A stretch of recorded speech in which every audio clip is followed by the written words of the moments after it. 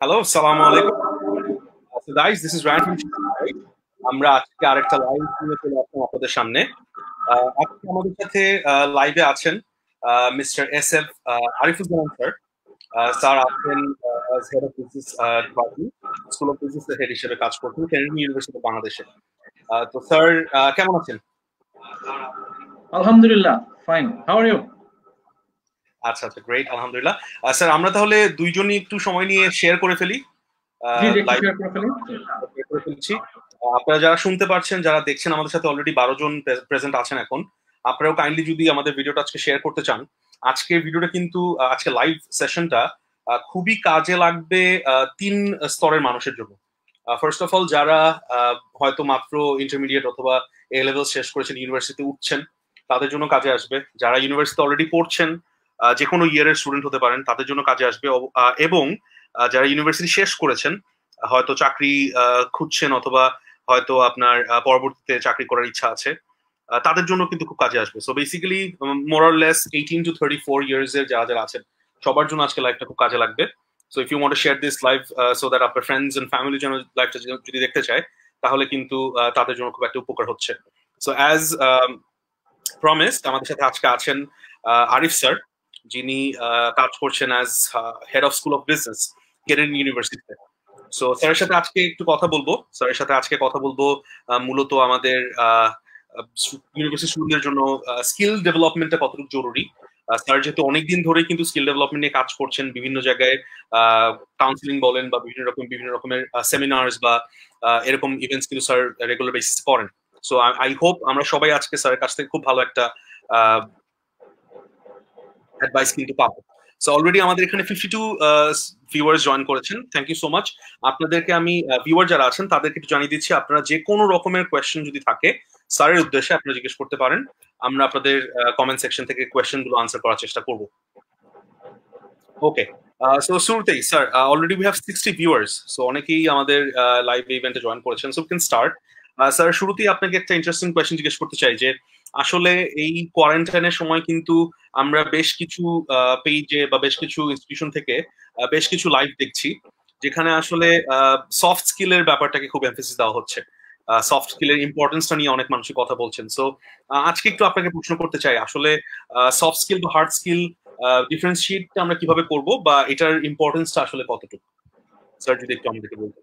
ধন্যবাদ সফওয়ান, খুব সুন্দর একটা প্রশ্ন করেছেন। বিকজ আমিও দেখলাম যে গত 40-50 ধরে ফেসবুকে দৌড়াতে শুধুই যেখানে যে ধরনের ট্রেনিং এর কথাগুলো বলা হচ্ছে বা online, that are all directed to soft skill. এখন আমার কাছে মনে হয় যে আমাদের দেশের তরুণরা কনফিউজ হয়ে যেতে পারে যে আসলে তারা কি শিখবে। এবং এটাই কিন্তু সবচেয়ে বড় সমস্যা আমি দেখেছি। আমি গত 16 বছর ধরে অধ্যাপনা করছি এবং আমি দেখলাম যে আমাদের স্টুডেন্টদের মধ্যে এটা খুব সমস্যা থাকে যে কনফিউজ। যেমন আমিও আমার ছাত্র জীবনেও আমিও কনফিউজ ছিলাম এবং এই কারণে কিন্তু আমার লাইফে হয়তো বা আরো ভালো কিছু হয়তো বা করতে পারতাম, যেটা এই কনফিউশন থাকার কারণে I have to learn through my experience. তো আমি যেটা একটু ক্লারিফাই করি, হার্ড স্কিল হচ্ছে যেটা, যে স্কিলটা টিচেবল এবং যে স্কিলটা ট্যানজিবল এবং যেটা মেজার করা যাবে, এবং এটা হচ্ছে যে it's a skill to complete a particular task or job. যেমন আর্কিটেক্ট যিনি একটা বিল্ডিং এর ডিজাইন করতে পারে, এটা একটা হার্ড স্কিল। তারপরে মনে করেন আপনার একজন ইঞ্জিনিয়ার, সে আপনার একটা রাস্তা কিভাবে তৈরি করবে এটার ব্যাপারে সে জানে, এটা কিন্তু একটা হার্ড স্কিল। তারপরে আপনার মনে করেন আপনারা শিখবে সবাইতে যে দারুণ দারুণ প্রোগ্রাম গুলো করেন, গ্রাফিক ডিজাইনিং থেকে শুরু করে ইলাস্ট্রেটর এবং ওয়েবসাইট ডিজাইনিং যা যা শেখাচ্ছেন সবই কিন্তু হার্ড স্কিল। বিকজ একটা ওয়েবসাইট তৈরি করতে গেলে আমার এটা লাগবেই, আমার টেকনিক্যাল জিনিস লাগবে। আমি কি পিএইচপি ইউজ করবো না, কোন প্ল্যাটফর্ম ইউজ করবো, আমাকে কোডিং জানতে হবে, সফটওয়্যার প্রোগ্রামিং, এটাও একটা হার্ড স্কিল। তাহলে সফট স্কিলটা কি? মনে করেন আপনার ওয়েবসাইটটাতে একটা মানে কি বলবো, যে একটা সৌন্দর্য একটা ব্যাপার আছে, যে কোন কালার কম্বিনেশন দিবে, ওইটা কিছুটা হতে পারে সফট স্কিল সাইড। প্লাস আপনি আপনার একজন ক্লায়েন্টের সাথে কথা বলছেন, ক্লায়েন্ট কি কি রিকোয়ারমেন্ট চাচ্ছে, এটা থেকে দুইটা পার্ট থাকবে। একটা হচ্ছে টেকনিক্যাল পার্ট, যা চাচ্ছে ওটা কিন্তু হার্ড স্কিল দিয়ে আপনাকে কভার করতে হবে। বাট সে হয়তো বলতে পারে যে না, আমি আমার ক্লায়েন্টদের আমার কাস্টমারদের সাথে এইভাবে কমিউনিকেট করতে চাই, সো ওই কিছু পার্ট থাকবে কিন্তু সফট স্কিল। আবার মনে করেন যে একটা কোম্পানিতে আবার ডাক্তার মনে করেন সার্জারি করতে পারে, সে চিকিৎসা দিতে পারে, এটাও কিন্তু হার্ড স্কিল। সফট স্কিলটা কি? মনে করেন দুইটা ডাক্তার আছে, একটা ডাক্তারের কাছে আপনি গিয়েছেন, ডাক্তার মুখ গোমরা করে জিজ্ঞেস করছে আপনার কি হয়েছে, আপনি বললেন যে আমার জ্বর, তখন বলছে কবে থেকে হয়েছে, এবং শুনে আপনাকে ঠিকই প্রেসক্রাইব করে দিয়েছে, ফাইন। আরেকটা ডাক্তার আছে, আপনি ডাক্তারের চেম্বারে গেলেন, বললো আচ্ছা কি হয়েছে তখন সাহেব, কি প্রবলেম, একটু সফটলি আপনাকে বললো, আপনি বললেন স্যার আমার এই সমস্যা, আপনাকে প্রেসক্রাইব করলো। এখন দেখা গেছে দুইটা ডাক্তারই একই প্রেসক্রিপশন করেছে, এখন নেক্সট টাইম আপনি কার কাছে যাবেন ফর এক্সাম্পল, যে একটু সফট না। কিন্তু তৃতীয় এক্সাম্পলটা বলি, মনে করেন একজন হাতুড়ে ডাক্তার আছে, আপনি যাওয়ার পরে খুব সুন্দর করে কথা বললো, কি হয়েছে না হয়েছে, কিন্তু আপনাকে ভুল একটা প্রেসক্রিপশন দিল। তার মানে বোঝা যাচ্ছে তিনটা লোকের মধ্যে আমি যদি কম্পেয়ার করি, প্রথম ডাক্তারের হার্ড স্কিল আছে, সফটটা নেই। দ্বিতীয় ডাক্তারের হার্ড স্কিলও আছে, সফট স্কিলও আছে। আর তৃতীয় ডাক্তারের হার্ড স্কিল নাই কিন্তু সফট স্কিল আছে। এখন মজার ব্যাপার হচ্ছে বাংলাদেশে যারা আমরা সফট স্কিল নিয়ে অনেকে কাজ করছেন, একটা বড় অংশ তারা একটা স্ট্যাটিস্টিক্স তার উপর পুঁজি করে আজকে ওই 3 নম্বর হাতুড়ে ডাক্তার করানোর জন্য কাজ করে যাচ্ছেন। সেটা হচ্ছে বলা হচ্ছে স্ট্যাটিস্টিক্যালি লাইফে সাকসেসফুল হওয়ার জন্য 20% লাগে হার্ড স্কিল, 80% সফট স্কিল। এখন এই স্ট্যাটিস্টিক্স এর সমস্যাটা কোথায়? সমস্যাটা হচ্ছে without any hard skill were you are going to apply the soft skill. মানে আমি এক্সট্রা মানে ওভারটাইম করলে টাকা পাবো, আর ওভারটাইম কখন হবে? যখন আমার চাকরিটা থাকবে, তাই তো? এখন হার্ড স্কিল একটা mandatory skill, without the hard skill no way to get job. এখন আমাদের দেশে একটা সমস্যাটা হয়েছে, hard skill is hard to achieve, because এটা একটা আপনার মানে কষ্ট করে শিখতে হবে, একটা কমপ্লিট করা শিখতে হবে। আর একটা তথ্য দিই, আমার মনে হয় অনেকে হয়তো বুঝবে, আমি জানি না বেশি সময় নিচ্ছি কিনা। না না ঠিক আছে স্যার। সো একটা তথ্য দিই, যেমন ধরেন মনে করেন আমি একটা কোম্পানিতে চাকরি পেয়েছি, আমি একজন মার্কেটিং এর ডিরেক্টর। এখন আমার দায়িত্ব হচ্ছে মার্কেটিং এর প্ল্যান করা এবং এটা এক্সিকিউশন করা। এখন আমার প্ল্যানিংটা যদি আমি ভালো করে করি, এই প্ল্যানিংটা কিন্তু আমার হার্ড স্কিল, বাট এক্সিকিউশন করার জন্য আমার কি লাগবে? আমার টিমকে বলতে হবে এইভাবে করো ওইভাবে করো। এই যে টিমকে নিয়ে আমি যে কাজ করছি, এটা কিন্তু আমার সফট স্কিল। সো খেয়াল করে দেখেন, সফট স্কিল ছাড়াও কিন্তু শুধু হার্ড স্কিলের কারণে অনেকে ভালো করতে পারে, কিন্তু হার্ড স্কিল নাই, সফট স্কিল দিয়ে কিছুই হবে না ট্রুলি স্পিকিং। এবং এটাই সবচেয়ে ডেঞ্জারাস জায়গায় আমরা যে চলে যাচ্ছে। আজকে জেনারেশন আমি দেখলাম তারা না কাজ করতে চাচ্ছে না, কেউ গ্রাফিক শিখতে চাচ্ছে না, রাত জেগে গ্রাফিক ডিজাইন শিখতে চাচ্ছে না, তারপরে রাত জেগে সে ওয়েবসাইট ডেভেলপ শিখতে চাচ্ছে না। ও কি শিখতে চাচ্ছে? আচ্ছা আমি সফট স্কিল শিখি, তো কিভাবে কথা বলা যায়, কিভাবে এটিকেট করা যায়। কিন্তু এটা তো সহজ, বাংলাদেশের মানুষ আজকে সহজ রাস্তাটা বেছে নিয়েছে, because it is easy to do, but এই ইজিনেসটা তাকে ভয়ঙ্কর একটা পরিণতির দিকে নিয়ে চলে যাবে। এবং এটা কিন্তু খুবই দুঃখজনক জায়গায় আমি যাচ্ছি। এই কারণে আপনাদের সাথে আমার যখন কথা হয়, আই ওয়াজ রিয়েলি ইন্টারেস্টেড যে ওকে অ্যাটলিস্ট আমি আমার দায়িত্বের জায়গা থেকে একটু এটা নিয়ে একটু কথা বলি। এবং ধন্যবাদ আপনাদেরকে, আপনারা যে সুযোগটা করে দিয়েছেন তার জন্য আমি really thankful to you. Okay, thank you so much. আমি নিজে একটু খেয়াল করছি, আমরা যদি তাহলে বুঝতে পারবো যে এটা কিন্তু একটা বড় এক্সাম্পল হচ্ছে চায়না। যেমন ফর এক্সাম্পল আমরা জানি যে এখন মোটামুটি পৃথিবীর সব দেশেই আইটির জন্য বিভিন্ন প্রোডাক্টস এর জন্য বা বিভিন্ন আপনার প্রোডাকশন কিন্তু বেস করছে অফ চায়না। আমরা হয়তো মনে করি অনেক সময় যে এটা only because cheap labour, but আসলে সেই জিনিসটা এরকম না। ওরা কিন্তু হার্ড স্কিলের প্রচুর এমফেসিস দিয়েছে। চাইনিজ গভর্নমেন্ট থেকেও আপনার কারিগরি শিক্ষা, যেটা আমরা বুঝি ইঞ্জিনিয়ারিং বলেন ফর এক্সাম্পল, যে একদম প্রোডাকশনে যারা যাচ্ছে তাদের এই স্কিলটা কিন্তু ওয়ার্ল্ড ওয়াইড অন্য কোনো দেশে নাই। এই একটা কারণে কিন্তু সব কোম্পানিগুলো চায়নায় মুভ করছে, এবং ডেফিনেটলি আপনার প্রচুর ফরেন কারেন্সি ওরা ইনকাম করছে এটার থ্রুতে। সো আই থিঙ্ক এটা একটা বড় এক্সাম্পল আমাদের এই ডে অ্যান্ড এইজে, যে সফট স্কিলের জন্য আসলে একটা দেশ কতটুকু আগিয়ে যেতে, সরি হার্ড স্কিলের জন্য একটা দেশ আসলে কতটুকু আগিয়ে যেতে পারে। এবং আপনার একটা কথার সাথে পুরোপুরি একমত যে তাদের কিন্তু খুব বেশি একটা সফট স্কিল নেই। যারা একদম পুরো কোর চাইনিজ, তাদের কিন্তু কমিউনিকেশন ইংলিশ একদম জানা নেই বলতেই চলে। সো আমি বলতে পারি ওদের সফট স্কিল জিরো, কিন্তু তারা হার্ড স্কিলের জন্য আসলে পুরো ওয়ার্ল্ড ওয়াইড অনেকটা এগিয়ে গিয়েছে। সো আই থিঙ্ক এখানে একটা বড় এক্সাম্পল আমরা নিতে পারি। এবং আই থিঙ্ক এটাও আমাদের সবারই একটু প্রমোট করা উচিত, যে শুধুমাত্র সফট স্কিল উপর বেস করে যেন না হয়। যেমন আমি দেখছি ইদানিং সিভি নিয়ে, মানে সিভি নিয়ে অনেক রকমের বিভিন্ন সেমিনার টেমিনার হচ্ছে, কিভাবে একটা সুন্দর সিভি বানিয়ে যায়। যেমন আমি একটা ছোট এক্সাম্পল যদি দেই, আমাদের এখানে আমাদের অফিসে একজন আসছিল, আমরা ইন্টার্নশিপের অপরচুনিটি দেই, তো একটা ছেলে আসছিল, সে সিভিতে প্রচুর মিথ্যা কথা সাজিয়ে সুন্দর করে নিয়ে আসছে। তো আমরা তো প্রায় এরকম আমরা এক্সপিরিয়েন্স করি। তাকে কিছু প্রশ্ন জিজ্ঞেস করলাম, সে কিন্তু কোনোটাই আনসার করতে পারেনি। সো আমি পুরোপুরি তার ডিটারমিনেশন অথবা তার একটু আপনার বুদ্ধিমত্তাই বলবো আমি, যেহেতু সে আমাকে স্ট্রেট ফরওয়ার্ড বলে দিল যে স্যার আসলে সিভিতে মিথ্যা না বললে আসলে চাকরি পাওয়া যায় না অনেক জায়গায়। তো তারপরে আমি ওকে নিলাম, এবং আমরা যখন তাকে ট্রাস্ট মি, এটা কিন্তু সত্যি ঘটনা যে আমরা যখন তাকে হার্ড স্কিল ডেভেলপমেন্টটা করালাম, সে কিন্তু এখন মার্কেট প্লেসে কাজ করছে, এবং সে মাঝে মাঝে আমার সাথে কথা হয়ে বলে যে হ্যাঁ ভাইয়া আসলে আপনাদের এখানে এই স্কিল ডেভেলপমেন্ট আসলে খুব দরকার ছিল।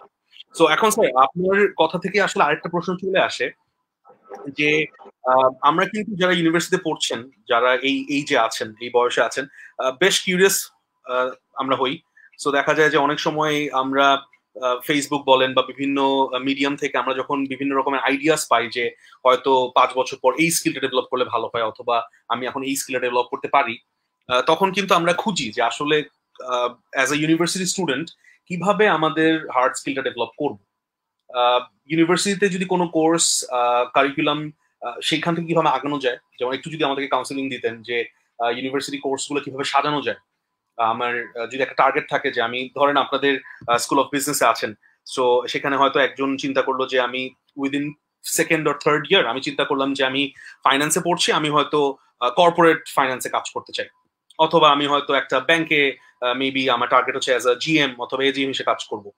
এরকম যদি আমি ডিসাইড করে ফেলি উইদিন 2 or 3 ইয়ার্স, তখন আমার জন্য কোর্স অফ অ্যাকশনটা কি হবে, অথবা যদি ইউনিভার্সিটি পাশাপাশিও স্কিল ডেভেলপমেন্ট করা যায়, সেগুলো কোন কোন সেক্টরে একটু মানে আমাদের ফোকাস করা উচিত, সেই কোশ্চেনটা যদি আপনাকে করতাম। চমৎকার চমৎকার প্রশ্ন করেছেন, এবং একটা জিনিস আমি বলে রাখি আপনাদের এই প্ল্যাটফর্মের থ্রুতে, বিকজ এছাড়া তো অন্য কোনো প্ল্যাটফর্মে এটা নিয়ে কথা বলার সুযোগই পাওয়া যাচ্ছে না। সেটা হচ্ছে যে মনে করেন আপনার হার্ড স্কিল মানে কি, আমি যখন একটা কাজ করতে পারি ওটা আমাকে অন্য লেভেলের কনফিডেন্স দেবে। আপনি যে সিভির কথা বলেছেন, দেখেন ওই ছেলেটার দোষ নাই, কারণ ওই ছেলেটা তো হার্ড স্কিল নাই, ওর মধ্যে কনফিডেন্সটা নাই, কিন্তু ওকে করছে কি, ওই সিভির মাধ্যমে ওকে একটা ফেক কনফিডেন্স দিয়েছে, যেটা আপনার কাছে এসে ধরা খাইছে। এখন আপনার জায়গায় যদি একজন লো কোয়ালিটি বসা থাকতো, ও কিন্তু চাকরি পেয়ে যেত হয়তো। তো এখন কোশ্চেনটা কিন্তু অনেক অনেক মানে কমপ্লেক্স ইস্যু। তো আমি মনে করি আপনি ভালো একটা কোশ্চেন করেছেন। আপনি যদি উন্নত বিশ্বের দিকে তাকান, আপনি খেয়াল করে দেখুন উন্নত বিশ্বে ওরা কিন্তু মোটামুটি 2-1 সেমিস্টার করার পরেই ওরা ইন্টার্নশিপে চলে যায়। ওই সামারটাতে, সামারে যে 3 মাস থাকে, ওই 3 মাসে কিন্তু ম্যাক্সিমাম জায়গায় ফুল ফ্লেজেড কোর্স হয় না, কারণ ওরা 2 সেমিস্টার করার পরে ওরা ইন্টার্নশিপে চলে যায়, এবং ইন্টার্নশিপে যে কিন্তু ওরা হার্ড স্কিলটা শেখে, যে how to do a particular work. এবং এই কারণে অনেকে যখন তার ওটা এক্সিবিট করতে পারে ভালো কোয়ালিটি, অনেকে কিন্তু একাডেমিক আর ফিরে আসে না, কারণ ও দেখছে যে ওয়াও আই লার্নড ইট এবং আমি পারছি। যেমন ধরেন আমাদের যা বাংলা ইউটিউবের যে কো ফাউন্ডার জাওয়াত করিম সাহেব, same thing happen to him. উনি কিন্তু দেখেন একটা স্টার্টআপে চাকরি করতে যে ইউটিউবটা তৈরি করে ফেলেছে। সো এটা কিন্তু হার্ড স্কিল বেসিক্যালি। পরে কিন্তু অনেক পরে যে ওনার গ্রাজুয়েশনটা কমপ্লিশন করেছেন, কারণ জাওয়াত করিমদের মতো সুপারস্টার ট্যালেন্ট যারা আছে, এরকম ট্যালেন্ট কিন্তু আমাদের বাংলাদেশেও পড়ছে তারা। ও 4 বছর আগে কোনো ইন্টার্নশিপ পায় না। আমাদের বাংলাদেশে এটা নিয়ে আমি প্রচুর কথা বলেছি, বাট আসলে আমাদেরকে তো আসলে ওই লেভেলে এখনো মানুষ সুযোগ দিচ্ছে না আমি বলবো। যেমন আমার কাছে মনে হয়েছে যে আমরা যে 4 বছর পরে ইন্টার্নশিপে পাঠাই, এটাও তো ভুল। আমাদেরও তো উচিত আসলে 1 বছর পরেই তাকে পাঠানো, কারণ সে 4 বছর ধরে শিখে সে তো লিথার্জিক হয়ে যাবে, তারপরে কি অ্যাপ্লাই করবে, ওকে তো শিখতে হবে তার আগে। এই কাজটা যদি করতে পারে, আমি বিশ্বাস করি ও যখন একটা হার্ড স্কিল শিখবে, হার্ড স্কিল শিখলে ও তখন একাডেমিক থেকে আরো ভালো কিছু ইন্টারেস্টিংলি শিখতে পারে। ফর এক্সাম্পল, মনে করো যে একটা গ্রাজুয়েট, আপনি যেহেতু কোশ্চেনটা করেছেন কি কি শিখতে পারে, আমি মনে করি গ্রাফিক ডিজাইনিং, এই ধরনের যে কাজগুলো আছে এগুলো কিন্তু খুব বেশি ডিফিকাল্ট না, বাট ইম্প্যাক্টটা কিন্তু খুব হাই।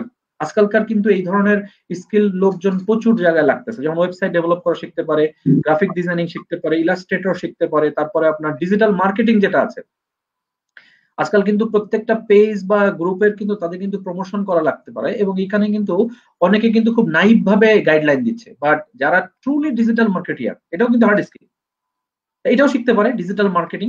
এবং ডিজিটাল মার্কেটিং এগুলো যদি শিখে রাখতে পারে, সেগুলো শিখে রাখতে পারলে সে তার বিভিন্ন পার্ট টাইম কিছু খণ্ডকালীন কাজে ঢুকে যেতে পারে। মনে করো যে একটা প্রফেসর আছে হয়তো, বা সেই প্রফেসর তার ওয়েবসাইট ডেভেলপ করতে চায়, this boy can meet this professor and tell him, sir আমিও আপনার ব্লগটা তৈরি করে দিই, and please pay me whatever you feel like this. So এইভাবে কিন্তু তার একটা কনফিডেন্স আগাতে পারে। এবং হার্ড স্কিল যার মধ্যে থাকবে, তারই কিন্তু সফট স্কিলটাকে ডেভেলপ করার সুযোগটা পাবে, কারণ ও যখন একটা প্রফেসর বা একটা ক্লায়েন্টের সাথে কথা বলছে হার্ড স্কিলের থ্রুতে, আস্তে আস্তে কি হচ্ছে তার সফট স্কিলটা ডেভেলপ করছে, তখন সে দেখবে যে আচ্ছা আমি তো লাস্ট ক্লায়েন্টের সাথে আমার হার্ড স্কিল ভালো ছিল, বাট আমি তো ক্লায়েন্টের সাথে ঠিকমতো ভালোভাবে কথা বলতে পারি, তার মানে আমার সেলিং স্কিলের সমস্যা আছে, এটা কিন্তু সফট স্কিল।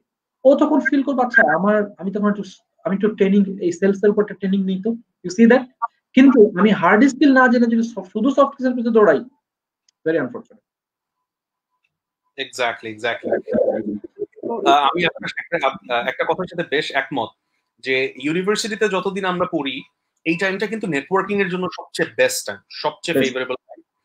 আমার মনে হয় যে ইউনিভার্সিটি একজন স্টুডেন্ট যদি কোনো একটা হার্ড স্কিল নিয়ে কাজ করে এবং তার যদি একটা স্কিল ডেভেলপমেন্ট হয়ে যায় এবং সে যদি চায় যে আমি আমার টার্গেট অডিয়েন্সকে ক্যাপচার করতে চাই, তার নিজের ইউনিভার্সিটি কিন্তু প্রচুর মানুষ আছে তার টার্গেট অডিয়েন্স হিসাবে। যেমন গ্রাফিক ডিজাইন অথবা ওয়েব ডিজাইন অথবা ডিজিটাল মার্কেটিং এর যদি কোনো স্কোপ থাকে, বিভিন্ন প্রফেসররা আছেন, বিভিন্ন দেখা যায় ইউনিভার্সিটিতে অনেকেই হয়তো আছেন ফ্যাকাল্টি লেভেলে যারা আছেন, তারা হয়তো কোনো একটা বিজনেস স্টার্ট আপ রান করছেন, তাদেরকে একটা টিম হিসেবে হেল্প করা। ইভেন এমনও হয় যে আমাদের ইউনিভার্সিটি যেটা হতো যে আপনার আমরা যখন বিভিন্ন একটু হায়ার লেভেলের কোর্সগুলো যখন আমরা প্রেজেন্টেশন গুলো দিতাম বা হয়তো শেষ পর্যন্ত থিসিস যখন থাকতো রিসার্চ করতাম, তখন কিন্তু অনেক সময় আমরা ফ্যাকাল্টি বা প্রফেসরদের থেকে কিছু ভালো ফিডব্যাক পেতাম এবং তারা আমাদেরকে অফারও করতেন যে আমি একটা বই লিখছি অথবা একটা জার্নাল পাবলিশ করবো, I might need your help, so একটু আমাদেরকে যদি এরকম সাহায্য করা যায়। সো এটাও কিন্তু রফন সাহেব, এটাও কিন্তু একটা হার্ড স্কিল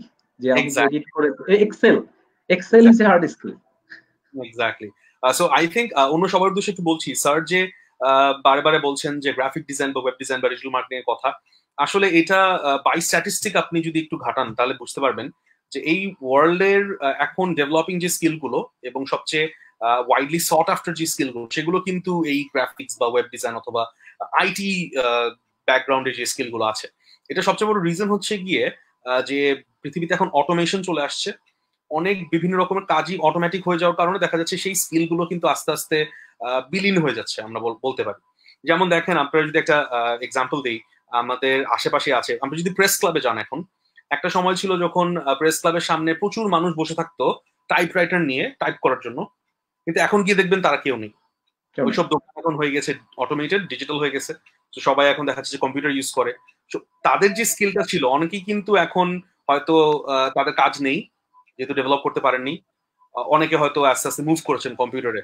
সো এরকম কিন্তু কনস্ট্যান্টলি আমাদের স্কিলটাকে আপগ্রেড করতে হয়। না করতে পারলে কিন্তু দেখা যাবে একটা সময় গিয়ে আমাদের একটা হিউজ কোয়েশ্চেনের সম্মুখীন আমরা হব যে এখন আমরা মিড লাইফ ক্রাইসিসে আছি, কি করব সামনে। যেমন একটা নিচ্ছি স্যার, আমাদেরকে একজন কোয়েশ্চেন করেছেন সুলতানা নাজিন আপু, উনি কোয়েশ্চেন করেছেন উনি এখন ওনার চাকরির হয়তো শেষের দিকে চলে আসছে, ওনার এখন হার্ড স্কিলটা কিভাবে ডেভেলপ করতে পারেন অথবা ওনার কি নিয়ে কাজ করা উচিত?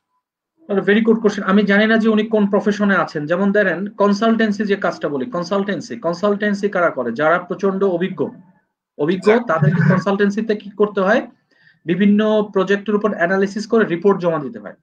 সো এই যে রিপোর্টিং করাটা, আমি যে একটা স্টাডি করতে পারি, স্টাডি করে একটা রিপোর্ট জমা দিতে পারি, এটাও তো একটা হার্ড স্কিল। সো আমার মনে হয় প্রজেক্ট অ্যানালিসিস এই ধরনের কিছু শিখতে পারেন উনি। মানে প্রজেক্ট যে পিএমপি, যেগুলো পিএমপি বলছে, একটা ডিগ্রি আছে, পিএমপি সার্টিফিকেশন আছে। তারপরে প্রজেক্ট ম্যানেজমেন্ট স্কিল, যেটা বাংলাদেশে এটার প্রচন্ড অভাব।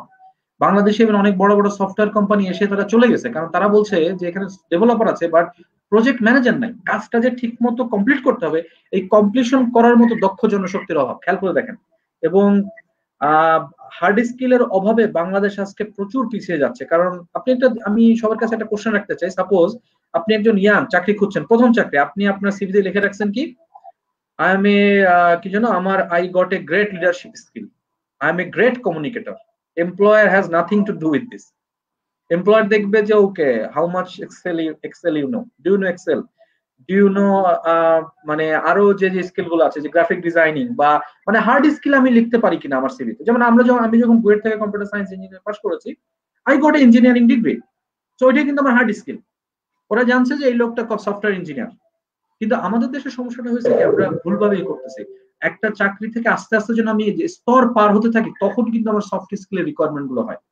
এবং soft skill is a differentiator, it is not the মানে ডিফারেন্সিয়েটর, ইট ইজ এ মানে ডিফারেন্স ক্রিয়েট করছে পরবর্তীতে। বাট স্টার্টিং এ, to get a job, you must have the hard skill. এবং এই কারণে আমি মনে করি প্রত্যেকটা পর্যায়ে কিন্তু হার্ড স্কিল ডেভেলপ করার সুযোগ আছে। তো ম্যাডাম আমি জানি না যে উনি কোন প্রফেশনে আছেন, বাট ওনার প্রফেশনে কনসালটেন্সিটা হতে পারে, কারণ উন্নত বিশ্বের দেশগুলোতে যারা ক্যারিয়ার শেষের দিকে এসে তারা এই কনসালটেন্সি প্রফেশনে চলে যায়, মানে তারা মানে পরামর্শক হিসেবে কাজ করে। এক্স্যাক্টলি, আপনার আপনি চাইলে কিন্তু তার পাশাপাশি যদি, যেহেতু আমরা প্রমোট করি ফ্রিল্যান্সিং, সো আপনি অ্যাজ এ ফ্রিল্যান্স আপনি যেই স্কিলে কাজ করেছেন এতদিন, ধরে নিচ্ছি হয়তো আপনি যদি এমন হয় যে আপনি অ্যাকাউন্টসে কাজ করেছেন, আপনার যে অ্যাকাউন্টিং নলেজটা সেটা আপনার হার্ড স্কিল, সেই নলেজটা ইউজ করে আপনি কিন্তু এখনো চাইলে আপনার চাকরি থেকে যখন আপনি সরে আসবেন, যখন আপনার এইজটা শেষ হয়ে যাবে, তখন আপনি চাইলে বিভিন্ন বিদেশি কোম্পানির জন্য এরকম আওয়ারলি বেসিসও কাজ করতে পারেন। এমন না আপনাকে সারাদিন সময় দিতে হবে। আপনারা যে অ্যাকাউন্টিং সফটওয়্যার শিখতে পারে, Rahel Saheb, very good point you have raised. মানে ওনারা কিন্তু যে অ্যাকাউন্টিং সফটওয়্যার যেগুলো আছে, কিউ বেসিক বা এগুলো ওনারা শিখতে পারে, মানে ওই লাইনে আপনি ব্যাকগ্রাউন্ডের আছেন, অথবা এরকম আমি দেখেছি ইকোনমিক্স ব্যাকগ্রাউন্ডে যারা, স্কুল অফ বিজনেস আন্ডারে, যেমন আমি নিজেও ইকোনমিক্স ব্যাকগ্রাউন্ডে ছিলাম, আমাদের কিছু সফটওয়্যার ছিল, এসপিএসএস ছিল, অ্যানোভা স্ট্যাটিস্টিক গুলো নিয়ে কাজ করতে হতো, সেই কাজগুলো কিন্তু আপনি চাইলে কনসালটেশন বেসিসে কাজ করতে পারেন। ব্যাকগ্রাউন্ডে যারা যারা আছেন, বা আমরা যে কোনো ব্যাকগ্রাউন্ডই বলি, বেসিক্যালি ফ্রিল্যান্সিংটা মানেই তো হচ্ছে কি অ্যাজ আ ফ্রিল্যান্সার কাজ করা, আপনি কন্ট্রাকচুয়াল প্রজেক্টে কাজ করবেন। সো আপনার যেহেতু স্কিল আছে, আপনি যেহেতু অনেক সময় পার করেছেন, এখন ফাইনালি আপনার চাকরির শেষ বয়স, তো আমরা ধরে নিচ্ছি আপনার হার্ড স্কিলটা অনেক বেশি ম্যাচিওর হয়েছে। তো এখন আপনার এই হার্ড স্কিলের জন্য কিন্তু একটা কোম্পানি ভালো একটা অ্যামাউন্ট পে করতে রাজি আছে, যদি আপনাকে তারা অ্যাজ আ ফ্রিল্যান্সার, যদিও অন্য দেশ থেকে অন্য দেশে করছেন, কিন্তু কনসালটেন্সি কিন্তু সেভাবে করাই যায়, খুব ইজিলি করা যায়। আচ্ছা স্যার, আমরা তাহলে পরবর্তী একটা প্রশ্ন আমি পেয়েছি, এটা খুবই ইন্টারেস্টিং একটা কোয়েশ্চেন করেছেন আমাদেরকে, কামরুন নাহার কে আপু করেছেন এটা, যে আমাদের দেশে অনেক গ্র্যাজুয়েটরা ঠিক মতো ব্যাংকের বিল বা অ্যাকাউন্ট খুলতে পারে না। আমাদের স্কুল কলেজগুলোতে এগুলো নিয়ে হাতে কলমে সাপ্তাহিক বা মাসিক কর্মসূচি গ্রহণ করা উচিত। আমিও কিন্তু ওনার সাথে অনেকটা একমত, যে অনেকেই হয়তো একটা চেক নিয়ে গিয়ে ব্যাংক থেকে কিভাবে টাকা উঠাতে হয়, এটা টু বি অনেস্ট অনেকেই হয়তো জানে। This is another example of hard skill. তো এইখানে স্যার, এখানে আপনার কি মতামত, যে স্কুল কলেজ লেভেলেই কি আমরা আসলে হার্ড স্কিলে এমফেসিসটা দিব, নাকি আমরা আরেকটু ম্যাচুরিটির জন্য ওয়েট করব? আসলে আমি মনে করি যে আমাদের আমাদের ইউনিভার্সিটি গুলাতে বা কলেজ লেভেল থেকে এগুলো আনা উচিত, মানে ধরেন ওয়ার্কশপ বেসিস করে, মানে এটাকে আমরা বলতেছি যে প্রয়োজনীয় কাজ করার জন্য কি শেখা দরকার। যেমন ধরেন একটা সময় ছিল, আপনারা হয়তো বা জেনেছেন, ব্রাজিলে the greatest footballer of all time পেলেকেও কিন্তু একটা ওই যে সামরিক 6 মাসের ট্রেনিং করা লাগছিল, কারণ তখন এটা বাধ্যতামূলক ছিল। কারণ এখন আমি মনে করি বাংলাদেশে যে বিশেষ করে কোভিড-19 হওয়ার পরে জিনিসটা প্রয়োজনীয়তা আরো এসে গেছে, যে কিছু কিছু হার্ড স্কিল সবার শেখা উচিত। যেমন বাসাবাড়ি ক্লিন রাখা, আর একটা স্কিল হচ্ছে মনে করেন চুল কাটা। আপনি এত সুন্দর করে চুল কেটেছেন কিভাবে জানি না, আমি 3 মাস ধরে চুল কাটতে পারছি না, because I don't have this hard skill. And এই যে এই কিছু কিছু জিনিস কিন্তু শিখে রাখা উচিত। এই কোভিড এর পরে বোঝা গেছে যে like if you are somehow not getting the help from the that মানে মেইড বা whatever, how you can still run. এটা কিন্তু একটা খুব বড় দরকার, যে আমি নিজেই কিভাবে চলতে পারি। এটার জন্য কিন্তু একটা সময় কি ছিল, আপনার যে বুট ক্যাম্পে নিয়ে যাওয়া হতো, খেয়াল করে দেখেন বাংলাদেশের কিছু কিছু জায়গায় বা ক্যাডেট কলেজগুলোতে বা এগুলো বুট ক্যাম্পিং হতো। আমি মনে করি বুট ক্যাম্পিং জিনিসটা খুব ইম্পর্টেন্ট। আমাদের কানাডিয়ান ইউনিভার্সিটির পক্ষ থেকে আমরা বাংলাদেশে প্রথমবার এটা করেছিলাম, আর কোনো ভার্সিটি এখনো করেনি। আমরা 3 দিনের একটা বুট ক্যাম্প করিয়েছিলাম। সো আমার মনে হয় এই ধরনের কিছু বুট ক্যাম্পে করা দরকার। এবং গাজীপুরে কিন্তু একটা খুব ভালো একটা অর্গানাইজেশন আছে, ওরা কিন্তু বুঝতে পেরে এটা খুলেছে, কিন্তু ওখানে কতটা ক্লায়েন্ট ওরা পায় আমি শিওর অ্যাবাউট দ্যাট। কিন্তু আমি মনে করি প্রত্যেকটা গ্রাজুয়েটকে এগুলো শেখানো উচিত, যে অ্যাকাউন্ট কিভাবে মানে চেক তুলতে হয়, প্লাস বাসাবাড়ির কাজগুলো কিভাবে করতে হয়, এটা নর্মাল একটা কুকিং কিভাবে করতে হয়। মানে ধরেন suppose you are locked here for 7 days, আপনার কাছে আলু আছে, এই আছে, হাউ টু কুক, এটাও কিন্তু শেখানো উচিত। যেমন আমি অনেক বড় হওয়ার পরে আমার শেখা লাগছে, আমি প্রথম রান্না শিখছি হচ্ছে যখন আমি পাশ করে গেছি, মানে আমি এট দ্য এজ অফ 25 প্রথমবারের মতো আমি শিখছিলাম যে হাউ টু কুক। কারণ আমার ওই যে বুয়ার রান্না টেস্ট লাগছে না, I was frustrated what to do. আমি তখন নিজেই বাজার থেকে তেল টেল সবকিছু কিনে এনে আমি প্রথম বেগুন ভাজা করছিলাম। I really enjoyed it. That's a hard skill. Exactly, সবাই এগ্রি করবেন কোভিড এর সিচুয়েশনে কিন্তু আমাদের অনেকগুলো হার্ড স্কিল আমাদের হয়ে মানে ডেভেলপ করা হয়ে গিয়েছে। যেমন রান্নার কথাটা বললেন, আই থিঙ্ক যেহেতু এখন সময় ছিল প্রচুর, অনেকেই বাসায় বসে বসে একটু বোর্ড যারা হয়েছেন তারা হয়তো কুকিং স্কিলটা করে ফেলেছেন। এখানে আমি যিনি কোয়েশ্চেন করেছেন তার উদ্দেশ্যে বলবো, আপনি একটু যদি কাইন্ডলি রিসার্চ যদি একটু করেন, জাপানিজ যে স্কুলিং সিস্টেম কালচারটা আছে সেটা নিয়ে একটু ঘাটাতে পারেন, খুব ইন্টারেস্টিং মনে হবে। আসলে আমি দেখলাম যে জাপানিজ স্কুল সিস্টেমে খুব অল্প বয়স থেকে, হয়তো ক্লাস 3-4 এর স্টুডেন্ট যারা আছেন তাদেরকে দিয়ে তারা ক্যাফেটেরিয়ার কিছু রেসপন্সিবিলিটি হ্যান্ড ওভার করে। যেমন একটা স্টুডেন্টের রেসপন্সিবিলিটি থাকে খাওয়ার আগে পরিবেশনাটা তাদের স্টুডেন্টদের রেসপন্সিবিলিটি থাকে, পরিবেশনার পর ক্লিনিং ব্যাপারটাও স্টুডেন্টদের উপর অনেক সময় রেসপন্সিবিলিটি থাকে, পুরো ওভারঅল আপনার স্কুল পরিষ্কার করতে হয় হয়তো উইকলি একদিন বা উইকলি 2 days, রস্টার করা থাকে কোন স্টুডেন্ট কবে কবে করবে। এন্ড ওরা এটা ট্রাইড এন্ড টেস্টেড আসলে অনেকদিন ধরে করে আসছেন, এবং ওদের প্রত্যেকটা স্কুল সিস্টেমে যেটা এখন ইমপ্লিমেন্ট করা হচ্ছে, এটা থেকে ওরা যেটা দেখলো যে মানুষের মানে বাচ্চাদের মধ্যে রেসপন্সিবিলিটিটা বাড়ে, সেন্স অফ রেসপন্সিবিলিটিটা চলে আসে। এবং সেটাই কিন্তু আসলে দেখা যায় যে আমরা এই যে এত কিছু যে বলি, স্কিল ডেভেলপমেন্টের কথা বলি, অথবা আপনার দেখা যাচ্ছে যে ফ্রিল্যান্সিং করুন, ইনকামে চলে আসেন, এখানেও যেই সেন্স অফ রেসপন্সিবিলিটি দরকার সেটা ছোটবেলা থেকেই আসলে ডেভেলপ করাটা কিন্তু is a very good idea. ওইটা করে ওর নাম দিয়েছে লাইফ স্কিল আর কি, ওরা বলে লাইফ স্কিল।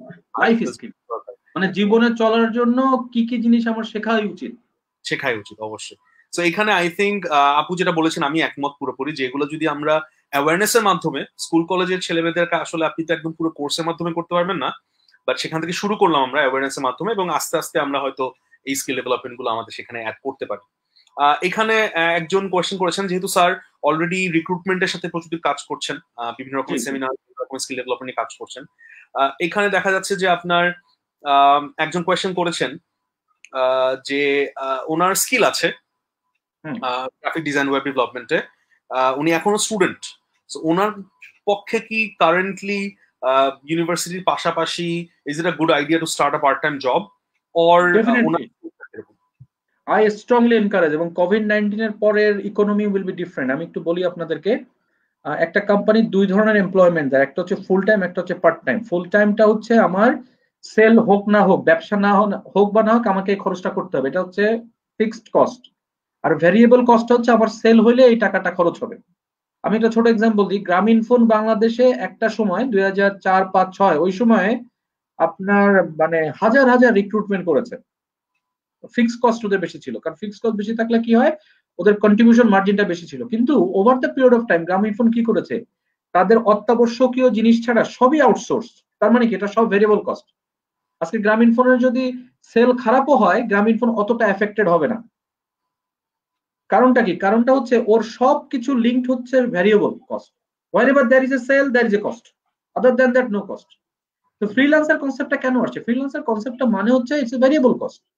আজকে আমার লাগবে, আমি তাকে নিয়োগ দিব না। যেমন ওয়ার্ল্ড এর ভালো ভালো কোম্পানিগুলো অনেক বছর আগে থেকে এইচআর এ কোনো নিয়োগ নাই, they don't need the HR people, কারণ তারা শুধু লাগে হচ্ছে যে পে স্কেলটা করার জন্য, মানে বেতনটা করার জন্য। বাট ওই মানে রিক্রুটমেন্ট, হায়ারিং এগুলো কিন্তু মূল কোম্পানি করে না, এগুলো কিন্তু আউটসোর্স করে, খেয়াল করে দেখতে হবে। কিন্তু বাংলাদেশ কিন্তু আমরা এখনো ট্র্যাডিশনাল আছি, আমরা এখনো এইচআর রিক্রুটমেন্টের জন্য লাখ লাখ টাকা প্রতি মাসে আননেসেসারি খরচ করি, কারণ আমরা এখনো ওই আধুনিক যে মন মানসিকতা ওইটার দিকে যেতে পারি নাই, যেটা উন্নত বিশ্ব অনেক আগে চলে গেছে। কিন্তু এই কোভিড-19 এর পরে এখন কিন্তু প্রত্যেকটা অর্গানাইজেশন চিন্তা করে দেখবে যে আচ্ছা আমার কোন কোন কস্টগুলো আমি ভ্যারিয়েবল করব, কোন কোনগুলো ফিক্সড। এবং কামিং ডেজে যেসব কোম্পানি ভালো করে টিকবে এবং তারাই টিকে থাকবে যারা এই ভ্যারিয়েবল কস্টে যাবে। আর ভ্যারিয়েবল কস্টে যাওয়া মানে coming days will be A golden opportunity for the student like him. এবং আমি করব আমার সব স্টুডেন্ট এবং সবাইকে বলবো যে বাবা তোমরা দিস ইজ ইউর টাইম। আমি মনে করি কোভিড-19 এর পরে সেফ থেকে তুমি পড়ালেখায় 6 ঘন্টা সময় দাও, 8 ঘন্টা, বাকি 5-6 ঘন্টা তুমি আর্ন করো, আড্ডাবাজি আলতু ফালতু কাজে ইনভলভ থেকো না। তুমি সপ্তাহে একদিন দরকার আড্ডা দাও, তোমার বন্ধুদের সাথে আড্ডা 7 দিন তোমার দেওয়ার দরকার নেই, ফেসবুকে চ্যাটিং এ তুমি ডেলি বসার দরকার নাই। এই সময়টা earn money, save it and dream to be a entrepreneur in the coming days. Exactly sir, খুব সুন্দর। দেখা যাচ্ছে যে ডেভেলপমেন্টের পাশাপাশি ইউনিভার্সিটিতে কিন্তু পরে আমার এক্সপিরিয়েন্স থেকে আমি বলবো যে এই সময়টায় প্রচুর ফ্রি টাইম থাকে। আমি যেটা ফিল করি, চাকরিতে একবার ঢুকে গেলে কিন্তু ফ্রি টাইমটা তেমন একটা থাকে না। তো এই 4টা বছরে যদি আপনারা চান একটা স্কিল ডেভেলপমেন্ট করে যদি একটু ইনকামের মধ্যে চলে যাওয়া যায়, as a part time job বলেন, অ্যাজ এন এন্টারপ্রেনার, খুব স্মল স্কেলে কোনো একটা বিজনেস শুরু করলেন, যেহেতু এত বড় একটা, আগেই আমি বলেছি যে একটা নেটওয়ার্কিং এর অপরচুনিটি থাকে, that is a very very very good opportunity আপনাদের জন্য। এইসব দেখবেন আপনারা যে কোনো ইউনিভার্সিটিতে যখন আছেন, যেহেতু অনার্স করছেন, আপনার ইউনিভার্সিটি একটু খোঁজ লাগিয়ে দেখবেন বিবিএ ডিপার্টমেন্ট অথবা সিএসসি ডিপার্টমেন্টের স্টুডেন্টরা, দেয়ার আর আ লট অফ পিপল যারা বিজনেস সাকসেসফুলি রান করছে, এবং এইসব বড় ভাই বলেন বা ব্যাচমেট বলেন তাদের কাছ থেকে অ্যাডভাইস নিতে পারেন কিভাবে শুরু করা যায়। But it is a very good option যে পড়ার পাশাপাশি, ইউনিভার্সিটি এডুকেশনের পাশাপাশি you can actually start earning money. একটু জাস্ট আপনাকে একটা আইডিয়া নিয়ে কাজ করতে হবে আপনি কি করতে চান। এখানে স্যার অলরেডি আপনি একটা জিনিস বলেছেন, এমফাসিস দিয়েছেন যে আসলে একটা প্রশ্ন আমাদের ছিল চাকুরিতে প্রবেশের ক্ষেত্রে আসলে কোনটি বেশি ইম্পর্টেন্ট, সার্টিফিকেট নাকি স্কিল।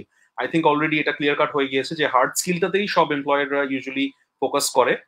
আপনার সফট স্কিল, আমি একটু যদি ক্লিয়ার করি এই জায়গাটা একটু, মানে সার্টিফিকেট এবং স্কিলের মধ্যে সত্যিকার অর্থে বলি, এটা একটা খুব ইন্টারেস্টিং কোশ্চেন করেছে। What is the difference between certificate আর স্কিল? যে ইউনিভার্সিটি নোট করতে বলবো যারা ইন্টারেস্টেড, মানে যে ইউনিভার্সিটি যত ভালো তার সার্টিফিকেট এবং স্কিলের মধ্যে গ্যাপ কম। আমি যে কথা বললাম এটা খুব ফিলোসফিক্যাল কথা বললাম, মানে যে যত ভার্সিটি যত ভালো তার সার্টিফিকেট আর স্কিলের মধ্যে গ্যাপ কম। যেমন হার্ভার্ড বিজনেস স্কুল সাপোজ, বা হার্ভার্ড ইউনিভার্সিটি বা এমআইটি, ওর একটা গ্রাজুয়েটের সার্টিফিকেটের মূল্য আর ওর স্কিল সেম। কিন্তু আমি যদি ওয়ার্ল্ডের সবচেয়ে খারাপ ইউনিভার্সিটি নিই, ওর সার্টিফিকেট দেখাচ্ছে সফট কম্পিউটার ইঞ্জিনিয়ার, বাট ও তো স্কিল তেমন কিছু শেখে নাই। So that is the important thing, we must choose hour university wisely. Because এই জন্য আমরা বলছি না যে পেপার সর্বস্ব সার্টিফিকেট হয়ে যাচ্ছে। আমি ওই স্কিলটা ডেভেলপ না করলে আমাকে তো একটা ডিগ্রি দেওয়ার কথা না, কিন্তু আমরা যদি ডিগ্রি পেয়ে যাই সহজে তখন বুঝতে হবে যে there is some problem. So এটা কিন্তু ওই ইউনিভার্সিটি ইস্যু। এই জন্য আমার সার্টিফিকেটকে আমাকে জাস্টিফাই করতে হবে। বাংলাদেশের কনটেক্সট আমি বলি, সরি টু সে দ্যাট, বাংলাদেশের শিক্ষা ব্যবস্থা কিন্তু প্রচন্ড খারাপ, মানে এটা খুবই আনফর্চুনেট। এবং আমার কথা যদি কেউ বিশ্বাস না করে, অনেকে দেশপ্রেমিক বলতে পারে যে স্যার কি বলেন Bangladesh is the best, but আমি তাদের জন্য বলবো আপনার স্ট্যাটিস্টিক্স ঘাটেন। বাংলাদেশের এডুকেশন সিস্টেম বিশ্বের 100-র উপরে। পৃথিবীর সবচেয়ে ভালো এডুকেশন সিস্টেম বলা হচ্ছে আপনার ফিনল্যান্ড, সিঙ্গাপুরেরা, তারপরে কানাডা, ইউএসএ। বিকজ আমাদের দেশে পড়ালেখাটা অসুস্থ সিস্টেম। আমাদের দেশে সার্টিফিকেটের সত্যিকার অর্থে এই কারণে তেমন কোনো দাম থাকছে না। এই কারণে আমি মনে করি বাংলাদেশের যারা স্টুডেন্ট আছেন আপনারা, আপনাদের চ্যালেঞ্জ আরেকটা জায়গায়। ভালো ইউনিভার্সিটি যদি আপনি ঢোকেন তাহলে কিন্তু আপনার টেনশন করার কিছু নেই, কারণ automatically your university authority will let you learn the skill, otherwise they will fail you. But বাংলাদেশের ক্ষেত্রে আপনি স্কিল না শিখে সার্টিফিকেট পাইতে, এই জন্য রিস্কটা তো আর ভার্সিটি থাকছে না, কারণ ভার্সিটি তো টাকা ইনকাম করছে, কিন্তু আপনার রিস্ক। এই কারণে আপনি ভাই এনশিওর করেন যে I am defying your certificate on. So চ্যালেঞ্জটা এখন আপনার কাছে চলে এসেছে। So you please learn some hard skill and you see that justified. যেমন আমি একটা বিজনেস স্কুলে একটা কোর্স পড়াই, যেমন ম্যানেজমেন্ট স্ট্র্যাটেজি আমি পড়াচ্ছি এই semester, it's a 400 level course. এখন আমার স্টুডেন্ট তো পাস শিখতে হবে যে ওকে, আমাকে যদি আজকে একজন বলে যে আচ্ছা তুমি কি আমার কোম্পানির জন্য একটা স্ট্র্যাটেজি তৈরি করে দিতে পারবা, if I can not do that, তাহলে বুঝতে হবে যে I am not earning the proper thing basically. আচ্ছা, এক্স্যাক্টলি স্যার, এই কথা আমরা হয়তো সবাই একমত যে আমরা দেখতে পাই যে বাংলাদেশে কিন্তু কিছু ইউনিভার্সিটি আছেন যাদের স্টুডেন্টরা হয়তো আমরা হয়তো বলে থাকি অনেক সময় যে তারা তো গ্রাজুয়েট করার আগেই তাদের চাকরি রেডি থাকে, এরকম কিছু। যেমন আপনি বুয়েট থেকে পাস করেছেন, বুয়েট একটা এক্সাম্পল, আপনি IBA is a very good example. এবং এটা কিন্তু এমন না যে আইবিএ তে একজন স্টুডেন্ট পড়ছে ডিজার্ভ করে না তা অপরচুনিটি পাচ্ছে, এরকম কোনো কেস হয়তো আমরা পাবো না। আইবিএ তে যে সে অবভিয়াসলি ডিজার্ভ করে দেখেই তার জন্য চাকরি রেডি থাকে। এটা সবচেয়ে বড় এক্সাম্পল হচ্ছে, আমরা যদি স্কুল অফ বিজনেসের কথা বলি, আই থিঙ্ক স্যার যেখানে আছে ক্যানাডা ইউনিভার্সিটি স্টুডেন্টরা অনেক সময় বিভিন্ন রকমের কেস স্টাডিতে পার্টিসিপেট করে। বিজনেস স্কুল থেকে তো প্রচুর এরকম কেস স্টাডি, প্রচুর কম্পিটিশন হয়। আপনার অ্যাড মেকার হচ্ছে, তার পাশাপাশি আপনার ফাইন্যান্সে বিভিন্ন রকমের দেখা যাচ্ছে বুট ক্যাম্প হয়। সো এই ক্ষেত্রে আপনি যখন একটু ঘাটাবেন, আপনারা যেই কোয়েশ্চেনটা করেছিলেন তাকেও বলছি যে আপনি যখন একটু ঘাটিয়ে দেখবেন ম্যাক্সিমাম ইন্টার অথবা ইন্ট্রা ইউনিভার্সিটির টুর্নামেন্ট গুলো বা বিভিন্ন কম্পিটিশনের উইনার হচ্ছে আইবিএস স্টুডেন্ট, বিজনেস ব্যাকগ্রাউন্ডে যেই কম্পিটিশন গুলো হয় ইউজুয়ালি। তো সেখানে কিন্তু আপনি দেখতেই পাচ্ছেন চোখের সামনে কেন ওরা এত ভালো করে, because they are actually very skilled. So sir যেটা বললেন যে ভালো ইউনিভার্সিটি মানে হচ্ছে কি এমন একটা ইউনিভার্সিটি যাদের সার্টিফিকেট এবং হার্ড স্কিলের মধ্যে ডিফারেন্স কম, মানে আপনি সার্টিফিকেটটা মার্কেটে যতটুকু দাম সেটা ডিরেক্টলি প্রপোর্শনাল টু তাদের স্কিল কিরকম। ডেফিনেটলি সেটাই কিন্তু, যেমন এখানে একজন কোয়েশ্চেন করেছেন, আই থিঙ্ক এই কোয়েশ্চেনটা আমরা এটার সাথে অ্যাড করতে পারি। এখানে নাইয়ান ইফতেখার একটা কোয়েশ্চেন করেছেন যে ক্রেডেনশিয়াল ইনফ্লেশনের ব্যাপারে কথা বলেছেন, যেমন আমরা যখন ইউনিভার্সিটি চুজ করব তখন কোন কোন প্যারামিটার গুলা জাস্টিফাই করে। তো এখানে শুরুতে আমি একটু যদি আপনার উদ্দেশ্যে বলি নাহিয়ান সাহেব, যে ইউনিভার্সিটি গুলো আসলে র্যাঙ্কিং গুলো কিভাবে কাজ করে। হ্যাঁ, আপনার অনেক র্যাঙ্ক আছে, হয়তো মাঝে মাঝে দে আর ইনফ্লেটেড, আপনাকে ডেফিনেটলি একটা রিলায়েবল সোর্স থেকে সেই র্যাঙ্কিংটা জানতে হবে। যদি আপনি রিলায়েবল সোর্স থেকে র্যাঙ্কিংটা পান, সেক্ষেত্রে হয়তো তাদের র্যাঙ্কিং এ ইনফ্লুয়েন্স করে যে অ্যালুমনাইরা কি করছে। যে কোনো ইউনিভার্সিটির অ্যালুমনাইরা যতটুকু স্ট্রং পজিশনে থাকবে, তাদেরই কিন্তু সার্টিফিকেটের ইউজুয়ালি ভ্যালুটা ইনফ্লেট করে এবং সেটা জাস্টিফাই করা যায়। যেমন ফর এক্সাম্পল যেটা বললাম যে আইবি এর certificate is very very valuable, because IB এর অ্যালুমনাইরা বাংলাদেশের খুবই ভালো ভালো পজিশনে চলে গিয়েছে। নর্থ সাউথ বলেন, ঢাকা ইউনিভার্সিটি বলেন, যেমন আপনি যদি একটু ঘাটিয়ে দেখেন, আজ থেকে 20 বছর আগের যারা একদম বাংলাদেশের টপ লেভেলে যারা ছিল, every single graduate was probably from BUET or Dhaka university. কেন? বিকজ ওই সময় এডুকেশনের কোয়ালিটিটাই এত ভালো ছিল। অথবা বুয়েটের কথা তো না বলি না, অনেক স্টুডেন্টরা বুয়েট থেকে কাজ করে এসে বিভিন্ন জায়গায় দেখা যাচ্ছে একদম টপ লেভেলের সি লেভেলের কাজ করছেন। সো এই জন্যই আসলে ইউনিভার্সিটিটা তাদের ক্রেডেনশিয়াল গুলো জাস্টিফাই করা যায়। সো আই থিঙ্ক অনেক প্যারামিটার্স আছে, বাট আপনারা এই জিনিসটা একটু খেয়াল করলে আপনার জন্য ইজি হবে, আপনি চুজ করতে পারবেন যে অ্যালুমনাইরা যেখানে ভালো কাজ করছেন, ইউজুয়ালি সেই ইউনিভার্সিটি গুলোই কিন্তু হার্ড স্কিলের দিক থেকে আগিয়ে থাকে এবং এট দ্য সেম টাইম আপনার র্যাঙ্কিংও কিন্তু আগে থাকে। স্যার যদি একটু বলতেন। হ্যাঁ, আমার কাছে মনে হয় যে দেখেন, একটু ইন্টারেস্টিং কথা বলি, সেটা হচ্ছে যে 20 বছর 30 বছর 40 বছর আগে হয়তো বা কয়েকটা ইউনিভার্সিটি হাতে গোনা ছিল, কিন্তু এখন কিন্তু ইউনিভার্সিটির সংখ্যা বেড়ে যাওয়ার কারণে দেখা গেছে যে আগের মতো এমন না যে সব মেধা এক জায়গায় যাচ্ছে। যেমন বাংলাদেশের ক্ষেত্রে আপনি দেখা গেছে বুয়েটে 1000টা সিট আছে, কিন্তু একটা ব্যাচে চিন্তা করে দেখবেন যে ওই ব্যাচে হয়তো বা 5000 ভালো স্টুডেন্ট ছিল, হয়তো বা 4000 বুয়েটে চান্স পায়নি, কিন্তু ওই 4000 কিন্তু বাংলাদেশের বিভিন্ন ভার্সিটি ছড়াই গেছে। এবং এই কারণে কিন্তু মাঝে মাঝে দেখবেন যে শাহজালালের একটা ছেলে এমআইটি তে পিএইচডি করতে চলে গেছে। তার মানে তারা কিন্তু কোনোভাবেই কিন্তু বইটা থেকে পিছায় না। সো এখন আমাকে এটা প্রমাণ করতে হবে যে yes I can do much better. যেমন দেখেন, আমরা যখন বুয়েট কম্পিউটার সায়েন্সে পড়েছি, আমাদের দেখা গেছে যে আমাদের থেকে ভালো স্টুডেন্ট কম্পিউটার সায়েন্সে চান্স পায় না। আমার ব্যাচেই তো হয়েছে, আমার ব্যাচেই দেখা গেছে যে আমার থেকে অনেক মেধাবীরা তারা অ্যাডমিশন টেস্টে একটু পিছায় পড়ার কারণে অন্য সাবজেক্টে যে ঠিকই টপ হয়েছে, তো ওরা তো আমার থেকে ভালো আসলে।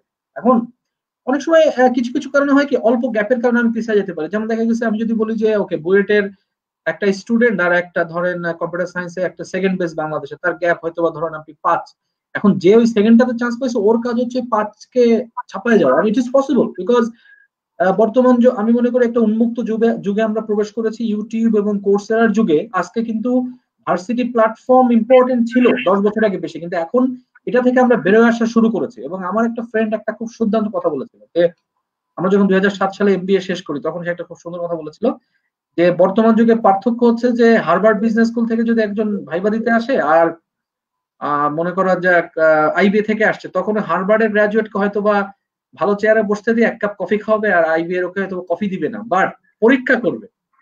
কারণ আইবি এর গ্রাজুয়েট হার্ভার্ডকে টপকে চাকরি পাইতে পারে। দ্যাট ইজ পসিবল বিকজ এখনকার যুগে কিন্তু কোম্পানিগুলোর জন্য অবজেক্টিভলি মূল্যায়ন করার সুযোগ, মানে তাদের দায়িত্বটা বেড়ে গেছে। কারণ because this is a very tough economic situation, এবং এই সিচুয়েশনে you can never take risk. আজকে আমি শুধু ভার্সিটির নাম দেখে নিতে পারবো না, 15 বছর আগেও নিয়েছে বুয়েট দেখে, কিন্তু এখন কিন্তু সেই জায়গায় কেউ নাই। এখন কিন্তু একটা ভালো কোম্পানির বৈশিষ্ট্য হচ্ছে সে চেক করে দেখবে যে আমার এই কাজটা করার জন্য কাকে দরকার। এমন হতে পারে যে এই চাকরিটার জন্য হয়তো বুয়েট একটা ছেলে ওভার কোয়ালিফাইড, বা যাকে আমি মনে করছি সে ভালো পারার কথা সে নাও পারতে পারে, কারণ সে তো ওই পার্টিকুলার সফটওয়্যারে ভালো নাও হতে পারে। সো আমি মনে করি ভার্সিটি চুজিং এর ক্ষেত্রে একটা স্টুডেন্টকে ফ্যাকাল্টি মেম্বার দেখা উচিত, যেটা বাংলাদেশে সবচেয়ে বেশি ইগনোরড একটা জিনিস। আমি দেখেছি বাংলাদেশের মানুষ ওই ভার্সিটির নামটা দেখে ভর্তি হতে চায়, যে কোন ভার্সিটি কতদিন ধরে আছে, কোন ভার্সিটির বেশি টাকা পয়সা, কোন ভার্সিটি বেশি অ্যাড দেয়, হুইচ ইজ ভেরি আনফরচুনেট। এবং আমি মনে করি স্টুডেন্টদের উচিত দেখা উচিত যে আচ্ছা এখানে কোন ফ্যাকাল্টি আছে, যে আচ্ছা কোন ফ্যাকাল্টি আছে যে আমাকে ওই পার্টিকুলার স্কিলটা শেখাতে পারবে। ফর এক্সাম্পল নাহিয়ান আমাদের হচ্ছে ইংলিশ ডিপার্টমেন্টের একজন student, is a good student. So দেখা গেছে একজন ইংলিশে পড়বে, সো ও তখন চিন্তা করবে আচ্ছা আমি আমি যে জিনিসটা করতে চাই আমার এই স্বপ্ন পূরণের জন্য এই ফ্যাকাল্টি আমাকে হেল্প করতে পারবে কিনা। ফর এক্সাম্পল যেমন মনে করা যায় বাংলাদেশে একজন সাপোজ চিন্তা করছে আচ্ছা আমি ইকোনমিক্সে ভালো করতে মানে ইকোনমিক লাইনে ভালো করতে চাই, তখন তো তার খোঁজা হচ্ছে আতিউর রহমান স্যার বা আপনার ওই যে সিপিডির যারা আছেন ম্যাডাম, ওই যে কয়েকজন আছেন যারা নাম করা, বা সালাউদ্দিন আহমদ, ইনারা কোথায় আছেন। যেমন আতিউর রহমান স্যার আমাদের সাথে কাজ করছেন, সালাউদ্দিন স্যার আছেন ব্র্যাক ইউনিভার্সিটির সাথে। সো এইগুলো কিন্তু ইম্পর্টেন্ট, যে আজকালটা হয়ে গেছে যে আমাকে দেখতে হবে যে কোন জায়গার ফ্যাকাল্টি মেম্বাররা স্ট্রং, মানে সেটা দেখা উচিত। আর ভার্সিটি আমাকে ভার্সিটির রেপুটেশনটা ভালো হচ্ছে কিনা, because at the end of the day কেমন পর্যন্ত একটা কনসেপ্ট থাকবে। অনেকে বলে একটা কথা যে প্রথমে দর্শনধারী তারপরে গুণ বিচারী, এটা কিন্তু মানুষ স্বীকার না করলেও আসলে স্বীকার করতে হবে, কারণ রিসার্চ করে দেখা গেছে যে যার যে হ্যান্ডসাম, যে সুন্দরী, তাকে আমরা মনে করি সে দক্ষ। এখন এটা থেকে আমি বেরোতে পারবো না, এটা perception. Only few people can differentiate. একজন মানুষের কাছে মনে করা যাক সে একজনকে চাকরি দিচ্ছে, দুজন মানুষ আসছে, একজন, আমরা কেন বলি যে টাই টুই পরে আসো, কারণ একটা মানুষ হচ্ছে টাই পরে, একজন টাই টুই পরে আসেনি। আমার মেন্টাল জায়গায় কাজ করবে, আচ্ছা যে টাই পড়ছে ও মনে হয় স্মার্টার দ্যান দ্যাট, তখন না আমি একটু বায়াসড হয়ে যাবো। দেখা গেছে দুজনের মধ্যে গ্যাপ মাত্র অল্প, বাট আমি ওই টাই পড়াকে নিয়ে নিচ্ছি। সো এই কারণে কিন্তু আমাকে দেখতে হবে কোন ভার্সিটির রেপুটেশনটা বিল্ডিং এ ওরা কি করছে, ব্র্যান্ড বিল্ডিং এ কি করছে। ব্র্যান্ড বিল্ডিং এ ভালো না করলে খুব টাফ, কারণ আমি শর্ট লিস্টেড হবো না চাকরির ক্ষেত্রে। কারণ এমপ্লয়াররা দেখবে যে না, আমি আমি ফর এক্সাম্পল আমি একজন রিক্রুটার, আমি তো এত সময় নেই আমার, আমি 100-200 ইউনিভার্সিটি, আমি দেখবো আচ্ছা সবচেয়ে ভালো ভালো রেপুটেড 10টা ইউনিভার্সিটির গুলোকে শর্ট লিস্ট করো, তার মধ্যে আমি ইন্টারভিউ প্রসেস। তার মানে আমার কাছে মনে হয়েছে যে 1 নম্বর হচ্ছে ফ্যাকাল্টি দেখা উচিত, 2 নম্বর হচ্ছে ভার্সিটির রেপুটেশনটা কি মার্কেট, আর 3 নম্বর যেটা আপনি বলেছেন রাহান সাহেবের সাথে আমি একমত, যে অ্যালামনাইরা কোথায় কি করছে। এই 3টা জিনিস মানে একেবারে যে সবচেয়ে ইম্পর্টেন্স আমি দিতে পারি আমাকে। Okay, great, thank you so much জন্য। আই থিংক এর পাশাপাশি চলে আসছে, যেহেতু এখন আমাদের পৃথিবীটা অনেকটা আগের চেয়ে ছোট হয়ে গেছে, it's reaching people is not that difficult. এখন আসলে মানুষের ইন্টার কানেক্টিভিটি অনেক বেড়ে গিয়েছে। তো এখানে আসলে এখন আগের মতো আর ডিপেন্ডেন্ট না। দেখা যাচ্ছে যে একটা ইউনিভার্সিটির উপর সেই ইউনিভার্সিটি থেকে ভালো স্টুডেন্টরা বের হচ্ছে, অন্য কোথাও নেই, এটা আর এখন আর নেই। এখন মোটামুটি আপনার যদি স্কিল ডেভেলপমেন্টের অথবা আপনার যদি ভালো স্কিল থাকে এবং অ্যাট দ্য সেম টাইম যদি কমিউনিকেশন স্কিলটাও ভালো থাকে, তাহলে আপনি যে কোনো ব্যাকগ্রাউন্ড থেকে এসেই আপনার স্কিলের উপর ভর করে আপনি আপনার ক্যারিয়ারে এগিয়ে যেতে পারবেন। তো দিস ইজ ওয়ার আমি আবার ফ্রিল্যান্সিংটাকে নিয়ে আসছি। তো একজন কোয়েশ্চেন করেছিলেন যে বর্তমান সময় আমরা দেখছি যে অনেকেই ফ্রিল্যান্সিং এর দিকে ঝুঁকে যাচ্ছে, এর ভবিষ্যৎ কি হতে পারে। এবং আমি আরেকটু ক্লারিফাই করি রিপন সাহেবকে যে ফ্রিল্যান্সিং এর উপর ঝোঁকার একটা কারণ হচ্ছে গিয়ে, অনেক বড় একটা কারণ হচ্ছে গিয়ে, ফ্রিল্যান্সিং আসলে আপনাকে অ্যালাউ করছে আপনার স্কিলটাকে নিয়ে ওয়ার্ল্ড মার্কেট প্লেসে যেতে। যেমন ধরেন আপনি একজন সেলার, আমি যদি আপনাকে একটা ছোট এক্সাম্পল দিই, ধরেন ফ্রিল্যান্সিং মার্কেট প্লেস হচ্ছে বাণিজ্য মেলা। বাণিজ্য মেলাতে যদি আপনি একজন সেলার হিসেবে আপনার একটা স্টল দেন, আপনি আপনার স্কিল অথবা আপনার প্রোডাক্টটাকে সেখানে সেল করতে পারবেন। সেই প্রোডাক্টটা যদি ভালো হয়, এই বাণিজ্য মেলাতেই কিন্তু আপনার সব প্রোডাক্ট সেল হয়ে যেতে পারে, আপনি একটা ভালো ইনকাম করতে পারেন সেখান থেকে। এবং মানুষ যদি আপনার প্রোডাক্টটাকে পছন্দ করে, তাহলে কিন্তু সে পরবর্তীতেও আপনাকে খুঁজে বের করে আপনার কাছ থেকে জিনিসটা আবার কিনতে পারে। সো এইভাবে চিন্তা করেন, আপনার স্কিল যদি থাকে, আপনি যদি ওয়ার্ল্ড মার্কেট প্লেসে একজন সাকসেসফুল আপনার সেলার হিসেবে কাজ করতে পারেন, তাহলে কিন্তু ডাজ নট ম্যাটার যে আপনি কোন ইউনিভার্সিটি থেকে আসছেন। আপনার স্কিলটা যদি ভালো হয়, টু বি ভেরি অনেস্ট, আমি নিজেও একজন এমপ্লয়ার হিসেবে বলবো যে আমরা জিজ্ঞেস করি না যে আপনি কোন ইউনিভার্সিটি পড়েছেন। হ্যাঁ, জানতে চাই, হয়তোবা সিভিতে একটু দেখি যে ইউনিভার্সিটি রেপুটেশনটা ভালো থাকলে অবভিয়াসলি আমার একটু বায়াসনেস চলে আসে, কিন্তু আমরা খুব একটা ডিপেন্ড করি না, খুব একটা মানে ওইটাতে জোর দিই না কোন ইউনিভার্সিটি পড়ে আসছে। আমরা যেটা কনসিডার বেশি করি সেটা হচ্ছে তার অ্যাকচুয়াল স্কিল কিরকম। যেমন আমাদের এখানে হয়তো আমরা স্পোকেন ইন্টারভিউ নেওয়ার আগে আমরা একটা টেস্ট নিই। টেস্ট মানে সেটা হার্ড স্কিলের টেস্টটা হয়। আমরা কিন্তু সফট স্কিল প্রথমে আমরা কনসিডারই করি না। যে কেউ আমাদের এখানে যখন ইন্টারভিউর জন্য আসে, শুরুতে তার জন্য একটা এক্সাম থাকে, সে হয়তো প্র্যাকটিক্যালি কোনো একটা কাজ করে তাকে দেখাতে হবে। তারপর আমরা শর্টলিস্ট করি যে এই 10 জন থেকে কোন 5 জন ভালো কাজ করে, সেই 5 জনের সফট স্কিল কিরকম। শুরুতেই যদি আমি সফট স্কিলের উপর বেস করি, তাহলে কিন্তু আমার এখানে একটা ভুল হবে। কেমন হবে?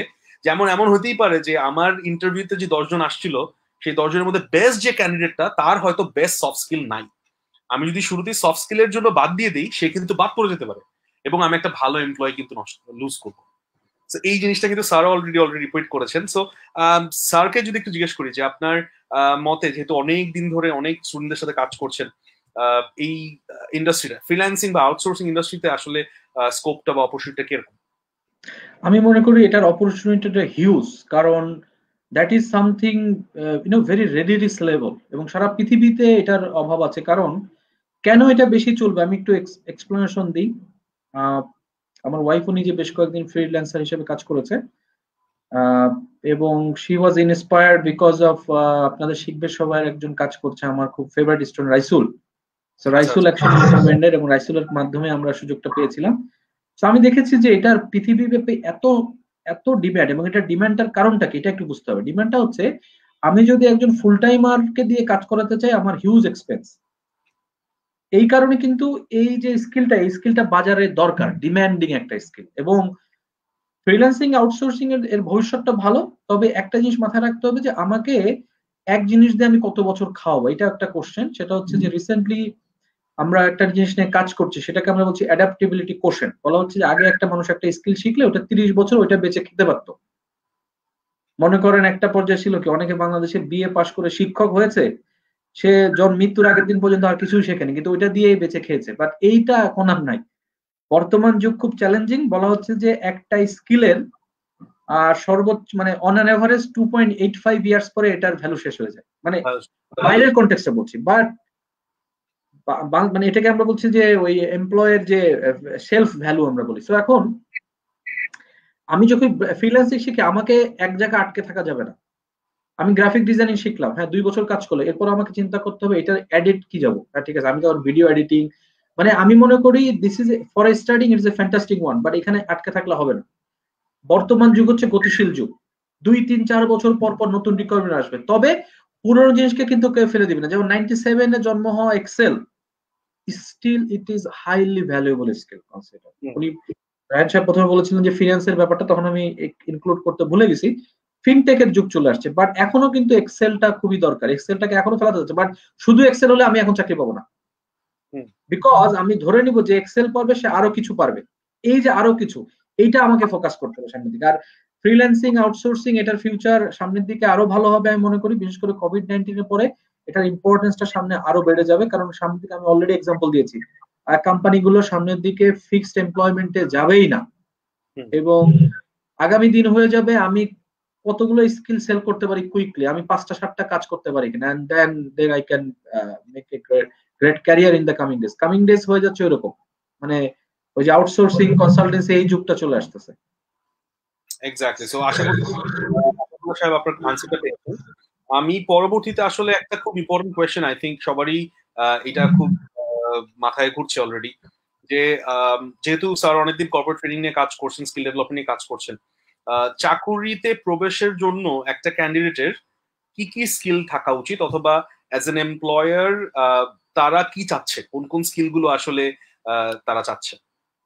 একটা জিনিস মজার জোকস ফেসবুকে ঘুরেছে, 20-25 বছর বয়সে চাকরিতে যাচ্ছে, 20 বছর অভিজ্ঞতা খুঁজতেছে, এই ধরনের মজা করা হয়। এখন এই মজাটা করা হয় কেন? কারণ বাংলাদেশ একটা অদ্ভুত দেশ। বাংলাদেশ হচ্ছে অনেকটা, কেউ আবার খারাপ ভাবে নিবেন না, আমরা সাধারণত কপি পেস্টে ওস্তাদ। একটু আমি যদি বলি, যেমন আমি আবারও বলছি, মানে ক্ষমা চেয়ে নিচ্ছি, আমার হয়তো এই কথাটা বলা ঠিক না, বাট আমরা যদি মুভি বা এগুলো দেখি, দেখবেন যে ভালো ভালো হিন্দি ছবি হয়, ওরা হলিউডের একটা বড় অংশ নকল করে। আবার আমরা দেখা যায় হিন্দি ছবি নকল করি। মানে করলে ডাইরেক্ট করা উচিত ছিল আমি মনে করি, তাহলে আমাদের উন্নত হতে পারতো। বাট নিজে কিছু করা, যেমন দেখেন ইন্ডিয়ান মুভি ইন্ডাস্ট্রিটা আজকে একেবারে ইনোভেটিভ হয়ে গিয়েছে, রাজকুমার হিরানি বা এরা যে কাজগুলো করছে। বাট এটা দিয়ে আমি কেন বললাম, কারণ এটা খুব অবজারভেবল। তো বাংলাদেশের বাকি জায়গাগুলোতে একই অবস্থা হচ্ছে, আমরা না কপি পেস্ট করি। যেমন দেখা গেছে যে এই চাকরিতে এই চাকরিতে কি দরকার, ও না কপি পেস্ট করে লিখছে 5 বছর অভিজ্ঞতা। বাট এমনও হতে পারে যে এই চাকরিটা করার জন্য আসলে 1 বছর অভিজ্ঞতা দরকার নেই, সে শুধু স্কিলটা জানলেই হতো। এই কারণে কিন্তু একটা মিসম্যাচ হচ্ছে, এই কারণে। বাট কামিং ডেজ আমি মনে করি জিনিসটা জায়গায় ভালো হবে। আর স্টার্টিং চাকরির জন্য the first thing important is the hard skill. What is the hard skill, what you can do, এই জিনিসটা আমার এমপ্লয়ারকে জানাতে হবে। এখন এই এমপ্লয়ারকে জানানোটা আমি কিভাবে জানাবো, সেটা আমার সফট স্কিল। আমাকে একটা সিভি রেডি করতে হবে, প্লাস আমি how to find out this opportunity, এটা কিন্তু সফট স্কিলের পার্ট। আমি কি বিডি জবসে যাব, নাকি আমার 5টা সিনিয়র ভাইকে নক করব? যেমন আপনাদের এখানে যারা যারা কাজ করছে শিখছে, আমি জানি যে আপনারা তাদের এমপ্লয়মেন্টের ব্যাপারেও হেল্প করে থাকেন। সো এটাও কিন্তু একটা সফট স্কিল। আপনাকে জিজ্ঞেস করতে পারে যে ভাইয়া আমি যে স্কিলটা শিখছি, আমার সিভিটা একটু 5টা জায়গায় আপনি পাঠান তো, তখন আপনারা হেল্প করতে পারছেন। তো এইটা কিন্তু সফট স্কিল। আমি একটা ভালো স্কিল শিখে ঘরে বসে আছি, আমার কিন্তু চাকরি হবে না, কারণ আমার হার্ড স্কিল আছে বাট সফট স্কিল নাই। তো সফট স্কিলটাকে কাজে লাগিয়ে আমাকে প্লেস করা শুরু করতে হবে যে আমার এই স্কিল আছে, এবং এটাকে আমরা বলছি শো কেস করা, যে আমার কি কি স্কিল আছে। বাট হার্ড স্কিলটা ডেভেলপ করতে হবে। যারা ভালো একাডেমিক ডিগ্রি নিতে পারছেন তার সাথে এটা খোঁজেন, কারণ যেহেতু মার্কেট এখন হিউজ সাপ্লাই অফ গ্রাজুয়েট, প্রত্যেকটা এমপ্লয়ার এখন খুঁজছে এমন কেউ যার একটা একাডেমিক ডিগ্রি আছে, সাথে এই যে হার্ড স্কিল কিছু আছে, মানে ধরেন ফ্রিল্যান্সিং এর যে হার্ড স্কিল গুলো আছে, গ্রাফিক ডিজাইনিং বা এই ধরনের স্কিল গুলো, এখন আমি মনে করি আপনি যে লাইনে কাজ করতে চান সেই লাইনের জন্য আপনি আমাদেরকে জানাতে পারেন, বা আমি আপনাকে কন্ট্যাক্ট করে দিতে পারি যে এই লাইনে কোন কোন হার্ড স্কিল ওরা খুঁজছে, তখন কিন্তু ওই হার্ড স্কিল গুলো আপনারা ডেভেলপ করে ওইটাকে আপনি সিভিতে শোকেস করেন, চাকরি পাওয়াটা মনে হয় না খুব বেশি চ্যালেঞ্জিং হবে। আর চাকরিতে ঢোকার পরে এরপরে শুরু হবে হচ্ছে আপনার হার্ড স্কিলটা দিয়ে কাজ শেষ করার সময় মতো, আর সফট স্কিলটাকে কাজে লাগায় আস্তে আস্তে উপরে ওঠা শুরু করা।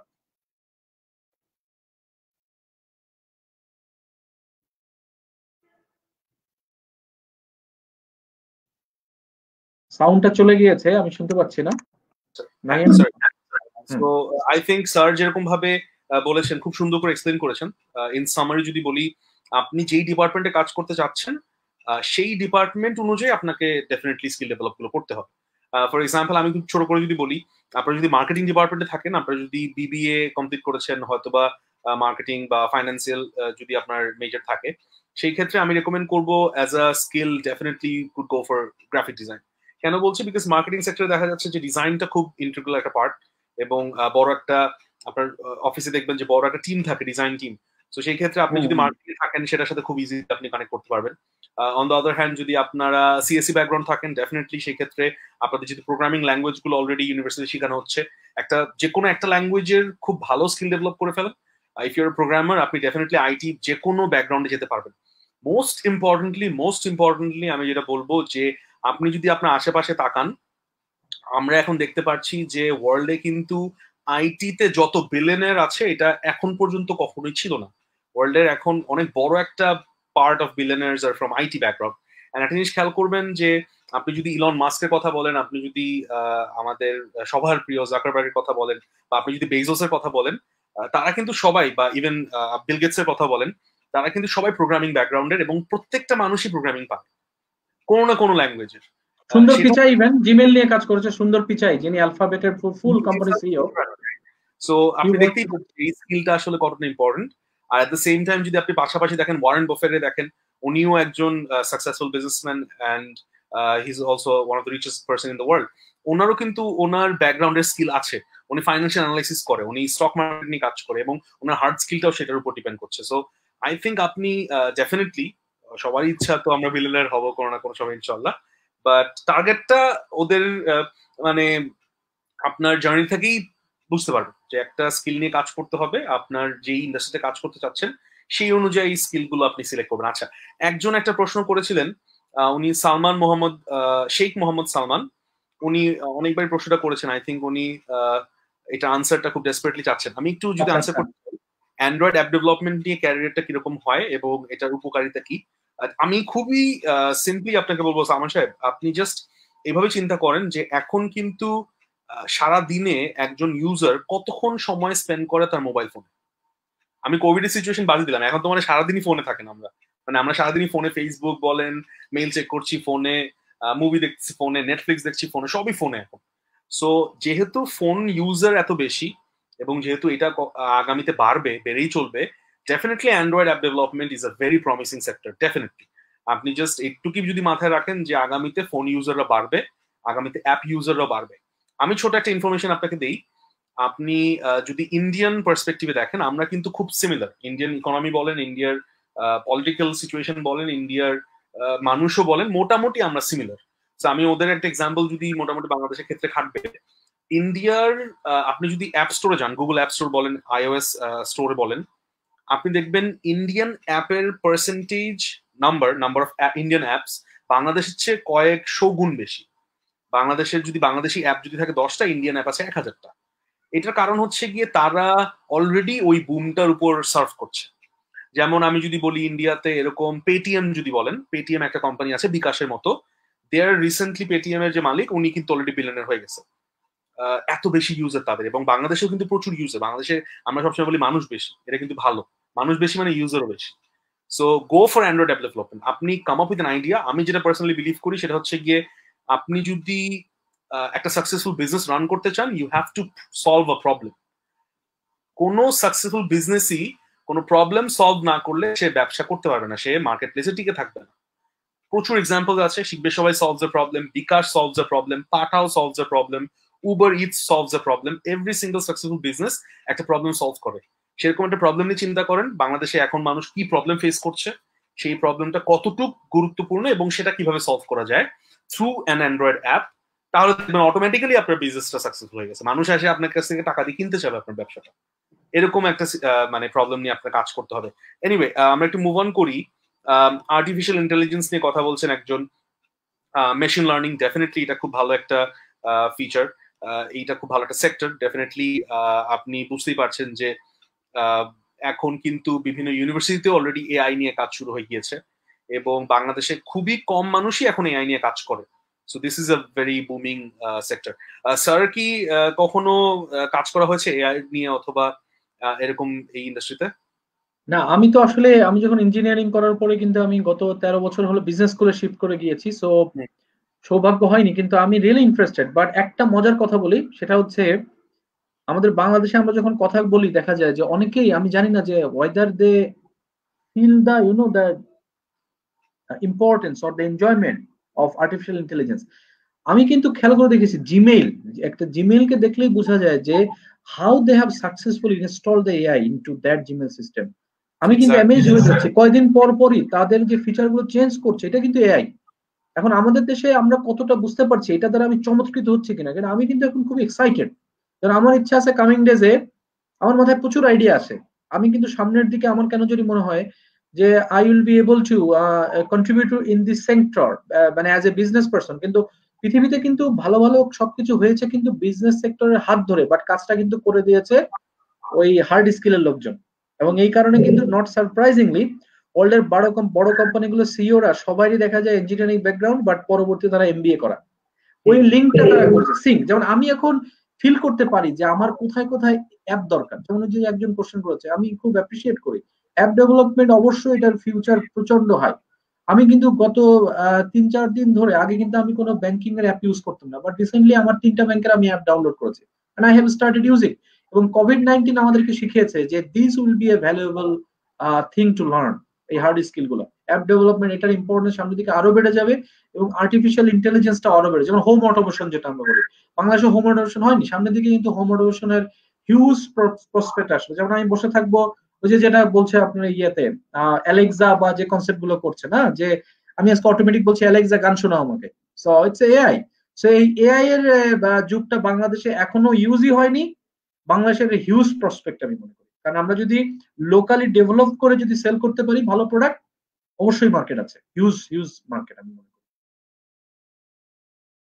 গ্রেট। সো আই থিংক নাইয়ান সাহেব এটা আনসারটা পেয়ে গিয়েছেন, ডেফিনেটলি এটা একটা গ্রো ইন্ডাস্ট্রি। আরেকটা কোয়েশ্চেন এসেছে যে স্পেসিফিক স্কিলের উপর ফোকাস করব নাকি মাল্টিপল স্কিল নিয়ে কাজ করা উচিত? খুবই চমৎকার কোশ্চেন করেছে মশিউর রহমান।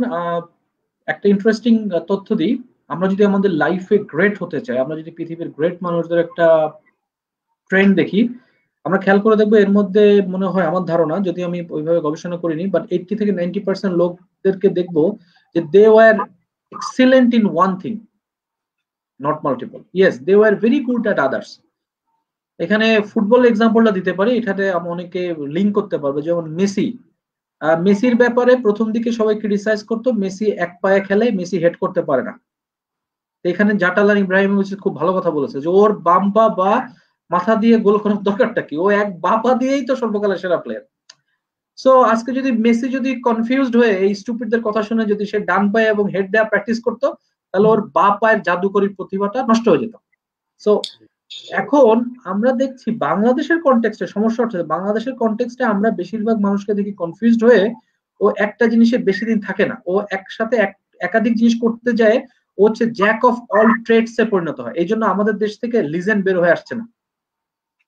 আমি রিসেন্টলি গবেষণা করছি ইয়েদেরকে নিয়ে, আমার ইমোশনাল ইন্টেলিজেন্স নিয়ে যেহেতু আমি কাজ করি, আমি রিসেন্টলি আমার একটা আমি গ্রেট মানুষদেরকে নিয়ে কাজ করা শুরু করেছি ডিফারেন্ট সেক্টরের, বিজনেস সেক্টর এবং সবার এখানে এক্সাম্পল দিই, অনেক হয়তো আমি জানি না যে how they will take it. Satyajit Ray Bangla এই উপমহাদেশের সর্বকালের সেরা ডিরেক্টর ধরা হয়। তা আমি ইন্টারেস্টেড ছিলাম যে আচ্ছা সত্যজিৎ রায় কয়টা মুভি বানিয়েছে এবং হিন্দিতে কত কাজ করতো। আমি দেখলাম যে উনি মাত্র 35টা বা 36টা মুভি বানিয়েছে সারা জীবনে, তার 40 বছরের ক্যারিয়ারে, এবং হিন্দি ছবি মানে একটা বা দুইটাতে কাজ করেছে। তার মানে এই লোকটা, আমার কাছে মনে হচ্ছে সে যদি টাকার কারণে হিন্দি মুভিতে দৌড়াদৌড়ি করতো, তাহলে সেই অস্কার পুরস্কারটা আর পেত না। এবং সে মরার আগে ভারতরত্ন পেয়েও মারা যেত না। So we have to understand that. অনেকে যেটা করে হঠাৎ করে না বুঝে অর্থের জন্য মাল্টিপল স্কিলের দিকে যাওয়া শুরু করবে। এটা নিয়ে একটা হার্ভার্ড বিজনেস রিভিউতে আর্টিকেলও আছে। How it works, let me explain.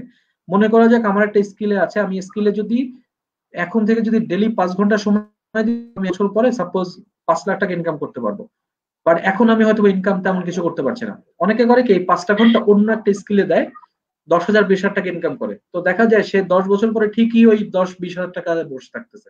কিন্তু ও যদি তার লাইনে যদি এক্সপার্টাইজে চলে যেতে পারতো, তাহলে সে কিন্তু in terms of career, in terms of earning অনেক কিছু করতে পারতো। এবং এখানে আমরা ওয়েলথ ল্যাডার পড়াই আমি আমার ট্রেনিং এ। সেটা হচ্ছে আমরা বলি যে একটা যে কোনো ইন্ডাস্ট্রিতে প্রথম হচ্ছে স্পেশালাইজেশন। স্পেশালাইজেশনের মানে মানে জেনারেলিস্ট, আমরা বলি জেনারেলিস্টের উপর হচ্ছে স্পেশালাইজেশন, স্পেশালাইজেশনের উপর হচ্ছে এক্সপার্ট, আর এক্সপার্টের উপর আমরা বলছি হচ্ছে একেবারে মানে অথরিটি। তো সবচেয়ে যারা লাইফে ভালো করে তারা হচ্ছে অথরিটি, তারপর হচ্ছে এক্সপার্ট, তারপর হচ্ছে আপনার স্পেশালাইজেশন, তারপর হচ্ছে জেনারেলিস্ট। আমাদের বাংলাদেশে বর্তমানে ট্রেন্ডটা দেখছি সবাই জেনারেলিস্ট হতে যাচ্ছে, সবাই সবকিছুতে কিছু কিছু ভালো। বাট আমি অনুরোধ করবো স্টুডেন্টদেরকে, আপনারা দয়া করে একটা লাইন বেছে নেন, একটা সাইডে ভালো হন। মানে হাউ, আপনি ফাইন্যান্সে ভালো করেন, মার্কেটিং এ ভালো করেন, অথবা যারা সফটওয়্যার প্রোগ্রামিং আছে শুধু প্রোগ্রামিং এ করেন। মানে একসাথে আবার ইঞ্জিনিয়ারিং এ যায় না। যারা আবার ইঞ্জিনিয়ারিং এ করতে চান ইঞ্জিনিয়ারিং এ ফোকাস করেন। মানে প্রথম দিকে একটা জায়গায় ফোকাস করা উচিত, একটা জায়গায় ভালো করার পরে 8-10 বছর দেওয়ার পর তারপরে আস্তে আস্তে আবার মনে হয় মাল্টিপল জায়গায় যাওয়া যেতে পারে। ওকে, গ্রেট। কোয়েশ্চেন আসছে যে এর জন্য কোন স্কিলটা প্রেফারেবল হবে, যদি একটু শর্ট আমরা আনসার করি। সাপ্লাই চেনের জন্য কোন স্কিলটা প্রেফারেবল হবে? সাপ্লাই চেন তো বাংলাদেশে এটা একটা প্রমিসিং একটা এরিয়া। কারণ আপনি খেয়াল করে দেখবেন বাংলাদেশে আপনারা খেয়াল করে দেখবেন যে বগুড়া বা বিভিন্ন জায়গা থেকে যখন প্রোডাক্ট আসে, দেখা গেছে 5 টাকার জিনিস ঢাকা শহরে আস্তে আস্তে 100 টাকা হয়ে যাচ্ছে। এবং এখানে সবচেয়ে বেশি সাফার করতেছে আসল যে দুইটা লোক, মানে যে প্রডিউস করেছে সেও টাকা পাচ্ছে না, আর যে কাস্টমার আমরা অনেক টাকা দেখেছি, মাঝখান দিয়ে ইনকাম করে নিচ্ছে মিডল ম্যানরা, না? সো সাপ্লাই চেনের একটা কনসেপ্ট হচ্ছে যে এই প্রসেসটাকে এফিশিয়েন্ট করবে। আর একটা হচ্ছে যে আপনার একটা কোম্পানির জন্য এটা সবচেয়ে ইম্পর্টেন্ট এখন, কারণ সে দেখবে যে কিভাবে কত কম পয়সায় এফিশিয়েন্টলি ডিস্ট্রিবিউট করা যায়। যেমন টয়োটা আজকে একটা superior, it's a great company, Walmart great company because of their supply chain. তো বাংলাদেশের ক্ষেত্রে আমি মনে করি সাপ্লাই চেনে ভালো হতে গেলে যেটা বাংলাদেশে খুব ইগনোর করি আমরা, সেটা হচ্ছে বিজনেস কনসেপ্টটা ভালো জানতে হবে, যে হাউ ইট ওয়ার্কস। আর 2 নম্বরটা হচ্ছে আমাদের কোয়ান্টিটিভ স্কিলটা ভালো করা দরকার। অনেকে বাংলাদেশে সাপ্লাই চেন এক্সপার্ট হচ্ছে বা হতে চাচ্ছে যাদের কোয়ান্টিটিভ স্কিলটা দুর্বল। এটা কিন্তু খুব ভয়ঙ্কর, কারণ সাপ্লাই চেনে কিন্তু that calculation is very important. Because আমি 1 পয়সা সেভ করতে পারলে হয়তো আমার 20 টাকা সেভ হবে। তো বাংলাদেশে সাপ্লাই চেনে যারা করছে আমি দেখলাম যে এটা খুব দুঃখজনক, তারা শুধু থিওরি পার্টটাতে বেশি জজ দিচ্ছে। এটা কিন্তু ঠিক হবে না। সো আমার একটা ভালো কোয়ান্টিটিভ স্কিল থাকতে হবে, আমার ওই যে সফটওয়্যার স্কিল মানে অ্যানালিসিস স্কিল থাকতে হবে, স্ট্যাটিস্টিক্যাল টুলেও ভালো হতে হবে, আর আমার লজিকটা খুব স্ট্রং থাকতে হবে, বিজনেস অ্যাকিউমেন্ট থাকতে হবে। এক্স্যাক্টলি। এর সাথে যদি একটু যে তামিশার আপনার সফটওয়্যার আছে, ফর এক্সাম্পল আপনি এসএপি বলেন, বিভিন্ন ইআরপি সিস্টেম আছে, যেই সফটওয়্যারের যারা ইউজ করতে ভালো পারে তাদের বেসিক স্যালারি শুরু হয় 70-80 হাজার টাকা থেকে। বিকজ এত কম মানুষই বাংলাদেশে এই সফটওয়্যার গুলো আসলে ইউজ করে। আপনি যে কোনো বড় বড় গার্মেন্টস বলেন, যে কোনো কনগ্লোমারেট বলেন, বসুন্ধরা আছে, মেঘনা গ্রুপ আছে, স্কোয়ার গ্রুপ আছে, বেক্সিমকো আছে, তারা প্রত্যেকজনই এরকম একটা এসএপি সফটওয়্যার অথবা একটা ইআরপি সফটওয়্যার সিস্টেম ইউজ করে। এটা ছাড়া আসলে সাপ্লাই চেইন ম্যানেজমেন্ট সম্ভব না। আপনি যখন হাজার হাজার কোটি টাকার র মেটেরিয়ালস ডিল করবেন, তখন একটা সিস্টেমে চলে আসতে হয়। সো ওইটা নিয়ে আপনি স্কিল ডেভেলপমেন্ট করতে পারেন। আপনি একটু টেকনিক্যাল পার্টে যেতে পারেন, অথবা আপনি যদি চান যে আপনার এক্সপার্টিসটা আপনি অ্যাডমিন অথবা ম্যানেজমেন্ট লেভেলে ইউজ করবেন, তাহলে সেই ক্ষেত্রে আপনাকে সেই অনুযায়ী মুভ করতে হবে। এনিওয়েজ, আরেকটা কোয়েশ্চেন আসছে, এটা একটু আসলে বাইরের কোয়েশ্চেন। ইনোভেটিভ স্টুডেন্টের জন্য কি ইনোভেটিভ টিচার দরকার? আমি ডেফিনেটলি বিলিভ করি যে আপনার there are no stupid students, there are only stupid teachers. এটা আমি পার্সোনালি বিলিভ করি। কোন স্টুডেন্টই আসলে খারাপ ভালো না, তাকে একটা পড়ানোর উপায় আছে, সেভাবে পড়াইতে পারলে আসলে যে কোনো মানুষকে আপনি রিচ করতে পারবেন। এটা একটা ছোট এক্সাম্পল যদি দেই, যেমন আমরা যারা আমাদের আশেপাশে যারা বাচ্চারা আছেন, একটা জিনিস দেখবেন যে একটা বাচ্চাকে আপনি যখন ধমক দিবেন, সে কিন্তু একটু রেবেল হয়ে যাবে, তার তখন একটা সেলফ এস্টিমে সেটা লাগে। তখন দেখা যাবে যে কাজটা করতে না করেছেন সেই কাজটা সে বেশি করবে। কিন্তু আপনি যদি তাকে একটু সুন্দর করে বুঝিয়ে বলতে পারেন যে this is why you should not do it, তখন দেখা যায় সে কিন্তু একটু বুঝে ভালো। সো এরকমই স্টুডেন্টরা তো সবাই মোটামুটি কম বেশি কেউ একরকম কেউ আরেক রকম। সো এমন একজন টিচার দরকার যে প্রত্যেকজন স্টুডেন্টকে ইভি করতে পারে যেন। যদিও ডেফিনেটলি আমাদের লাইফে আমরা প্রচুর ভালো ভালো শিক্ষক পাই। আমার মনে হয় পার্সোনালি টিচাররা আমাদের দেশে একটু আন্ডার রেটেড।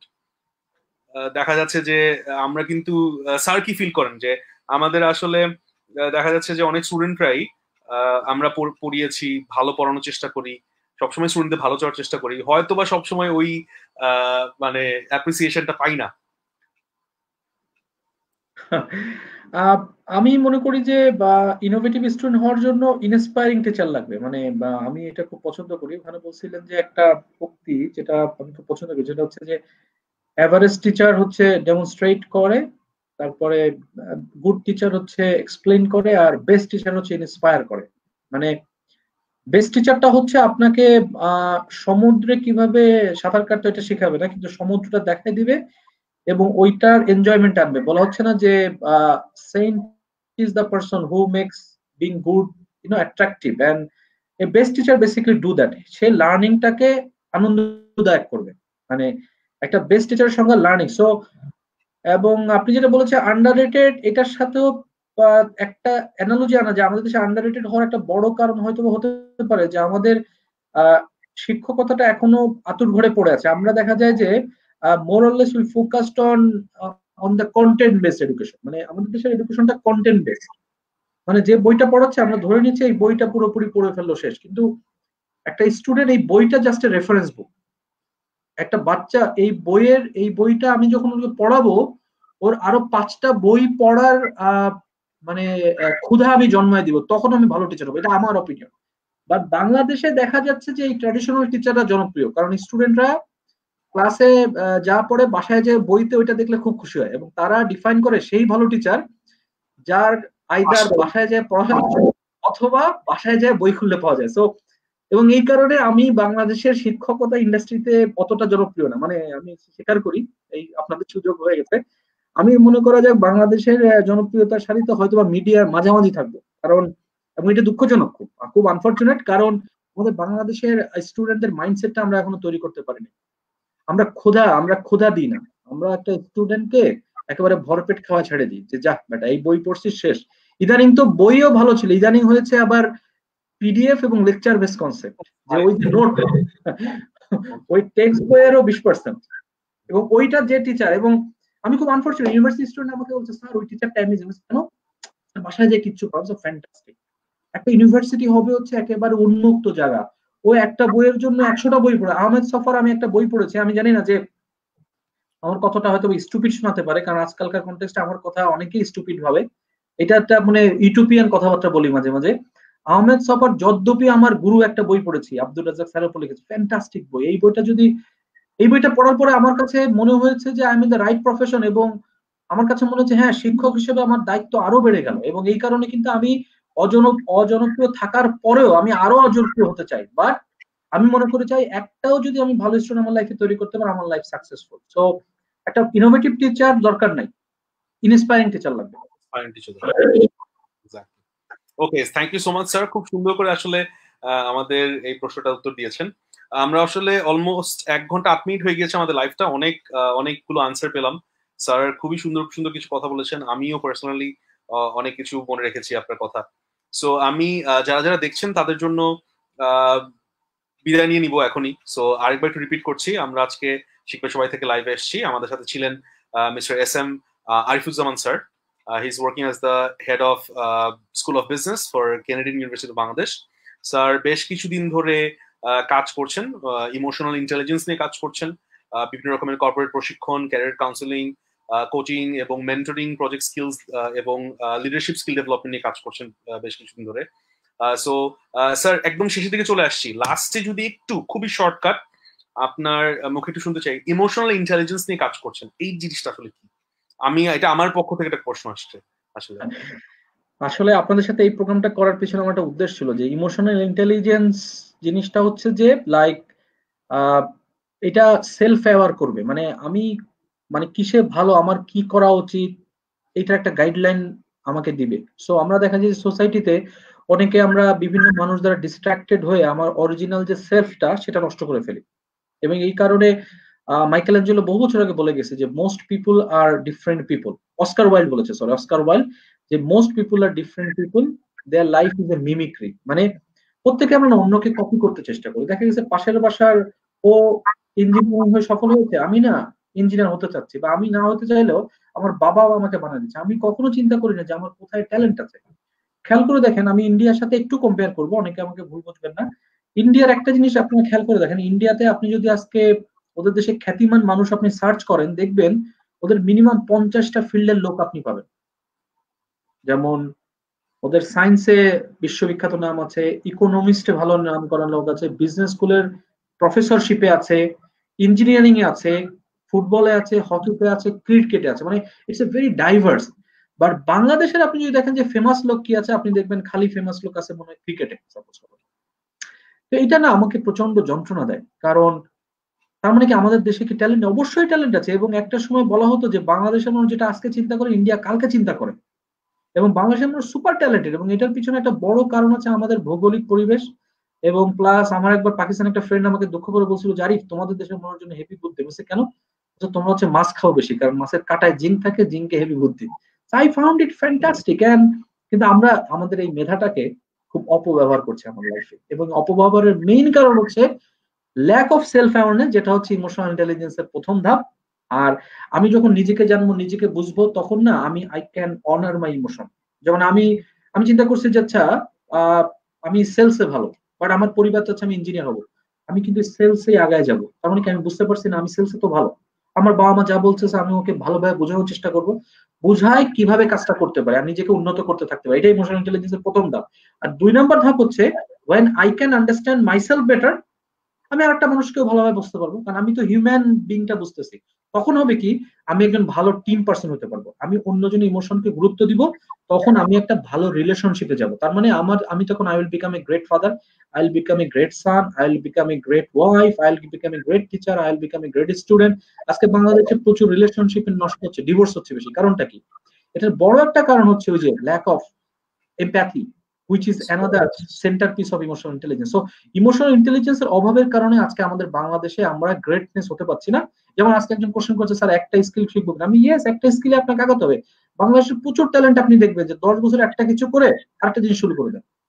একটা ছোট এক্সাম্পল দিতে পারি, আমি আরেকটা মিনিট নিব তখন রাহিয়ান, যে বাংলাদেশে আপনি দেখবেন যে অনেক ট্যালেন্টেড আছে, মনে করেন সে প্রথমে ডিরেকশন দেওয়া শুরু করছে, কদিন পরে খেয়াল করে দেখবেন যে অভিনয় শুরু করে, তার কিছুদিন পরে দেখবেন যে প্রডিউসার হয়ে যাচ্ছে। এখন নায়িকা তো হতে পারবে না, কারণ ও তো আর জেন্ডার চেঞ্জ করতে পারবে না, ওইটা দুঃখ থেকে যায়। পরে দেখা যায় সে কিছুই হয়, বাট হয়তোবা সে ডিরেকশনে যদি থাকতো লেগে, ও একটা ওয়ার্ল্ড ক্লাস ডিরেক্টর হতে পারে। আবার দেখবেন যে বাংলাদেশে অ্যাক্টররা কদিন পরে গান শুরু করে, তারপরে আবার প্রডিউসার হওয়া শুরু করে। সো পরে কিন্তু কনফিউজড হয়ে তার লাইফটাকে নষ্ট করে ফেলে। সো এটা কিন্তু lack of emotional intelligence. So emotional intelligence will help you to find out who you are truly, আপনি কে সত্যিকার অর্থে। এবং আমি আমার পিছনে কাজ করতে করতে করতে করতে আমাকে সেলফ ডেভেলপমেন্ট করে উচ্চ পর্যায়ে নিয়ে যাবো, এবং আমি I will be able to understand that what is the difference between the mediocre and the great, এবং আমি আস্তে আস্তে মিডিওক্রিটি থেকে বেরোয় যেতে পারবো, and then I will have the mental peace. এবং এটাই আমরা বলছি হচ্ছে emotional intelligence. Great great sir, all the very best. আসলে আমি পার্সোনালি আপনার কাছ থেকে শুনলাম, আমার মনে হয় উই রিয়েলি নিড দিস। আমাদেরকে in order to be better people, in order to be better human being, I think আমাদেরকে আরো অ্যাওয়্যার হতে হবে, অ্যাওয়্যার অফ। আমি রাইহান আপনি একটু তথ্য দিই, আপনাদের সাথে কিন্তু আমার একটা ট্রেনিং প্রোগ্রাম আসবে অনলাইনে, যেটা কিন্তু অনেকদিন আগে থেকে বুক করে রাখা, আমি সময় দিতে পারিনি, খুব দুঃখিত।